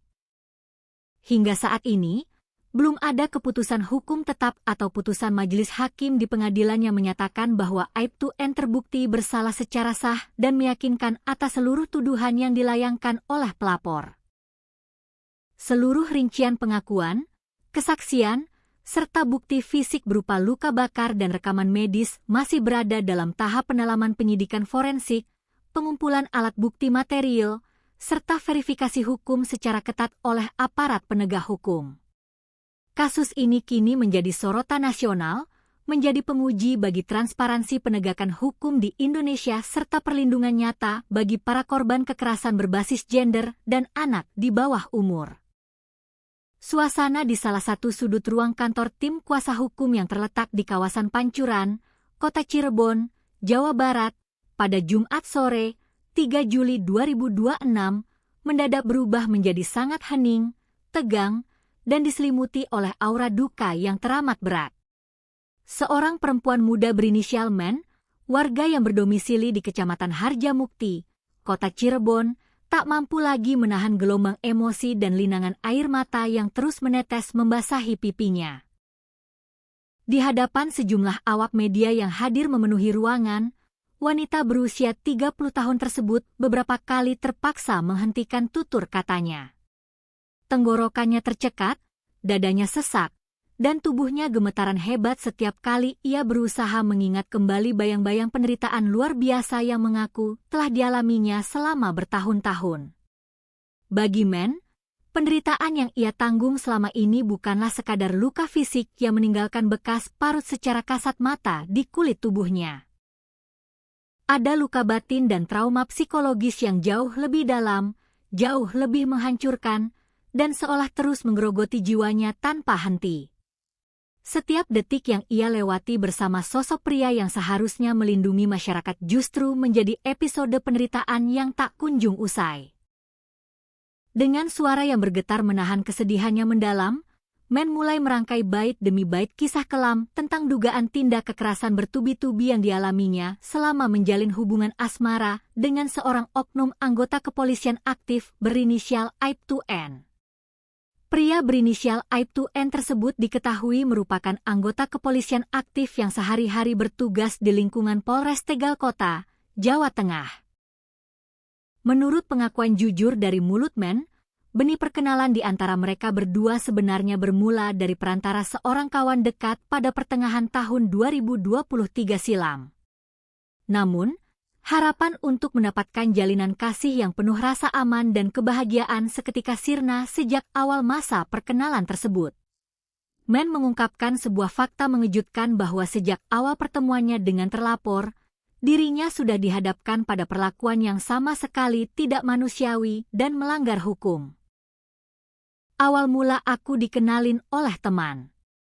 Di awal pertama kenal juga udah dicekoki narkotika, tutur Men dengan tatapan mata yang penuh kehampaan saat mengenang detik-detik awal bagaimana dirinya mulai terjerat ke dalam lingkaran kontrol dan intimidasi dari oknum tersebut. Seiring berjalannya waktu, hubungan yang dilandasi oleh kecanduan, ketakutan, dan kontrol sepihak itu bertransformasi menjadi panggung penyiksaan yang kian hari kian tak terkendali. Puncak dari aksi kekerasan fisik yang paling mengerikan yang dilaporkan oleh Men terjadi pada bulan September tahun 2025. Di dalam kurun waktu yang amat kelam tersebut, wanita malang ini mengaku mengalami siksaan fisik yang sangat ekstrim dan mengancam keselamatan jiwanya secara langsung, yakni berupa dugaan penyiraman cairan kimia berbahaya jenis air keras. Efek destruktif dari penyiraman air keras tersebut menyengat kulit dan dagingnya, meninggalkan bekas luka bakar permanen yang tidak hanya merusak penampilan fisiknya, tetapi juga terus-menerus menyisakan rasa sakit yang teramat perih secara berkala. Selain teror penyiraman air keras yang mengerikan itu, tindakan kekerasan fisik berskala rutin seolah menjadi santapan pahit sehari-hari yang harus ditelan oleh Men. Saat ditanya oleh wartawan mengenai bentuk-bentuk penganiayaan lain yang dialaminya, Men sempat terdiam 1000 bahasa, menundukkan kepalanya dalam-dalam, sebelum akhirnya menjawab singkat dengan nada lirih, "Ya, pernah dipukul." Pertanyaan besar yang kemudian muncul di benak publik adalah mengapa Men memilih untuk bungkam, bertahan, dan tidak langsung melaporkan peristiwa penyiksaan yang sangat keji ini kepada pihak berwajib sejak awal? Jawaban di balik sikap diamnya selama bertahun-tahun itu rupanya berakar dari rasa takut yang sangat mencekam. Men mengaku hidup di bawah cengkraman taktik intimidasi dan teror mental yang sangat terstruktur dari terlapor. Setiap kali Men berusaha melepaskan diri atau mengancam akan melapor, oknum Aibtu N diduga selalu menggunakan senjata pemungkas yang paling membungkam mental korban, ancaman penyebaran dokumen asusila. Ketika ditanya oleh awak media mengenai bentuk ancaman apa yang paling membayang-bayangi pikirannya dan membuat jiwanya kaku tak berdaya, Men mengungkapkan rasa frustrasinya.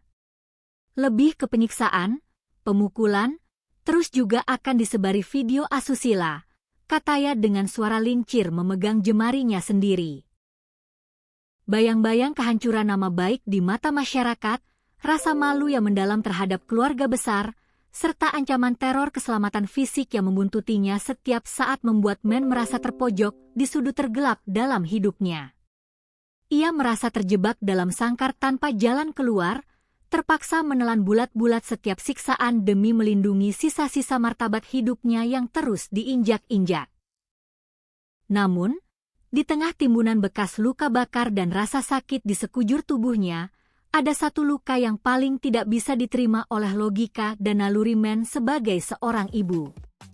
Tangis Men yang dari awal wawancara ditahan-tahan, akhirnya pecah tak terkendali menjadi histeris ketika pembicaraan mulai menyentuh nasib sang buah hati.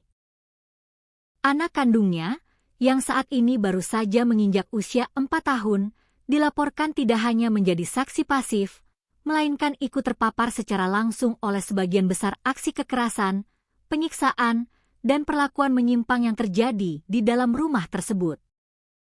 Saat jurnalis bertanya secara hati-hati apakah anak balitanya itu melihat langsung tindak penyiksaan yang dialami oleh ibunya, Men mengangguk pelan dengan air mata yang mengalir deras di pipinya.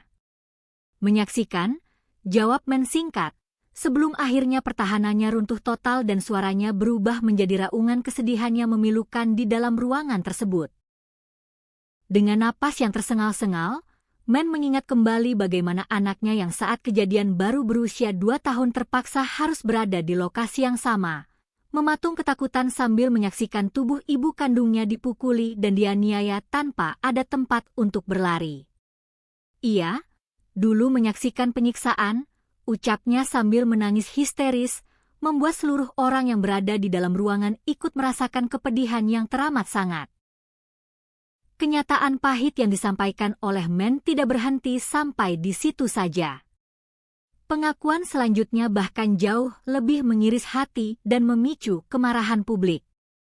Menurut penuturan jujur dari Men, anak balitanya tersebut tidak hanya dipaksa menjadi saksi dari kekerasan fisik, melainkan juga ikut dipaksa menyaksikan berbagai peristiwa dan perilaku penyimpangan seksual yang diduga dilancarkan oleh oknum tersebut. Trauma memori yang ditanamkan pada anak usia dini itu dinilai sudah berada di tahap yang sangat membahayakan perkembangan mentalnya. Puncak kebiadaban psikologis yang diungkapkan oleh Men adalah ketika balitanya diperlihatkan konten-konten dewasa yang sangat tidak pantas. Men menuturkan bahwa ada momen di mana anak balitanya dipinjami telepon seluler atau HP milik terlapor, namun di dalamnya justru ditontonkan video-video asusila secara sengaja kepada anak yang baru belajar bicara tersebut.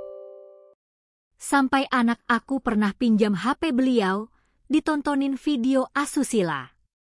Itu anak umur 2 tahun, teriak Men di tengah tangis histerisnya.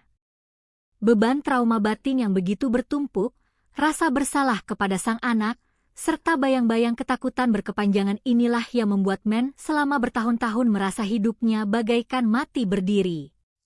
Aku takut, aku makanya enggak berani selama ini. Karena udah banyak tekanan. Aku bukan cuman luka bakaran yang dialami, luka batin juga, kan? Selama ini aku pendam, rintihnya memilukan. Di tengah pekatnya kegelapan dan keputusasaan hidup yang dialami oleh Men, keluarga menjadi satu-satunya pelita dan benteng pertahanan terakhir yang menyelamatkan jiwanya dari kehancuran total. Ketika Men sudah berada di titik nadir dan tidak lagi memiliki kekuatan fisik maupun mental untuk bertahan, hadirnya dukungan tanpa syarat dari sang ibu dan kakak perempuan menjadi titik balik yang teramat krusial.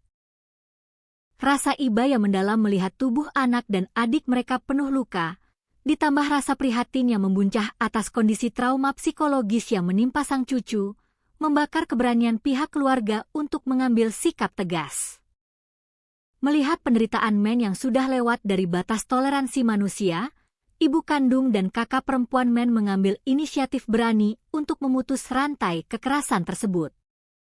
Pihak keluarga secara aktif langsung mencari jalur perlindungan hukum luar dengan menghubungi tim advokasi masyarakat Hotman 911. Keluarga Sih.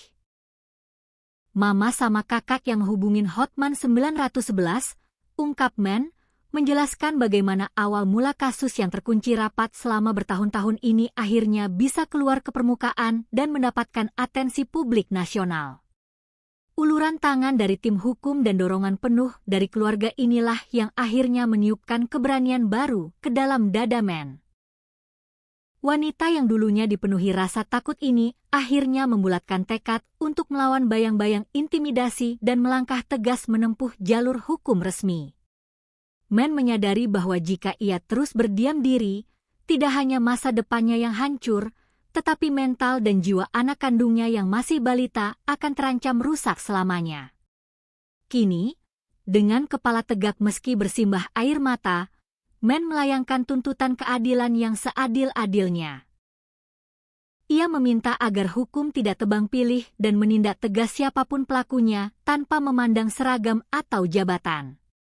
Harapannya semoga dihukum seberat-beratnya sesuai perbuatannya, pungkas Men mantap. Langkah hukum konkret yang diambil oleh Men dan tim kuasa hukumnya ditandai dengan dilayangkannya laporan polisi secara resmi ke tingkat tertinggi institusi kepolisian, yakni ke Bareskrim Polri di Jakarta pada tanggal 2 Juli 2026. Keputusan untuk melaporkan kasus ini langsung ke Markas Besar Polri di Jakarta diambil guna memastikan proses penyidikan dapat berjalan secara objektif, transparan, independen, serta terbebas dari potensi intervensi atau konflik kepentingan di tingkat lokal mengingat status terlapor yang merupakan anggota kepolisian aktif. Laporan ini mencakup serangkaian dugaan tindak pidana berat, mulai dari penganiayaan yang mengakibatkan luka berat, penyiraman zat berbahaya, intimidasi, hingga dugaan pelanggaran hukum terkait perlindungan anak dan kejahatan asusila. Respons cepat pun langsung diperlihatkan oleh jajaran kepolisian dalam menyikapi laporan masyarakat yang menyita perhatian publik ini. Saat ini, penanganan perkara pidana umumnya ditangani secara maraton oleh tim penyidik Direktorat Tindak Pidana Umum Bareskrim Polri. Sementara itu, untuk penegakan etika profesi dan disiplin internal kepolisian, Bidang Profesi dan Pengamanan atau Bipropam Polda Jawa Tengah telah bergerak cepat mengambil tindakan tegas terhadap Aibtu N yang tercatat sebagai anggota aktif di Polres Tegal Kota. Guna memperlancar proses pemeriksaan, mencegah potensi intimidasi terhadap saksi maupun korban, serta menjaga integritas proses hukum yang sedang berjalan, Bipropam Polda Jawa Tengah secara resmi telah melakukan tindakan penahanan atau penempatan dalam tempat khusus, Patsus, terhadap Aibtu N. Penahanan ini menjadi bukti komitmen awal dari institusi kepolisian untuk menindak tegas setiap bentuk pelanggaran hukum yang dilakukan oleh oknum anggotanya tanpa pandang bulu. Meski demikian, di tengah proses hukum yang sedang bergulir sangat dinamis ini, pihak penegak hukum maupun publik tetap wajib menjunjung tinggi asas hukum praduga tak bersalah, presumption of innocence. Hingga saat ini, belum ada keputusan hukum tetap atau putusan majelis hakim di pengadilan yang menyatakan bahwa Aibtu N terbukti bersalah secara sah dan meyakinkan atas seluruh tuduhan yang dilayangkan oleh pelapor.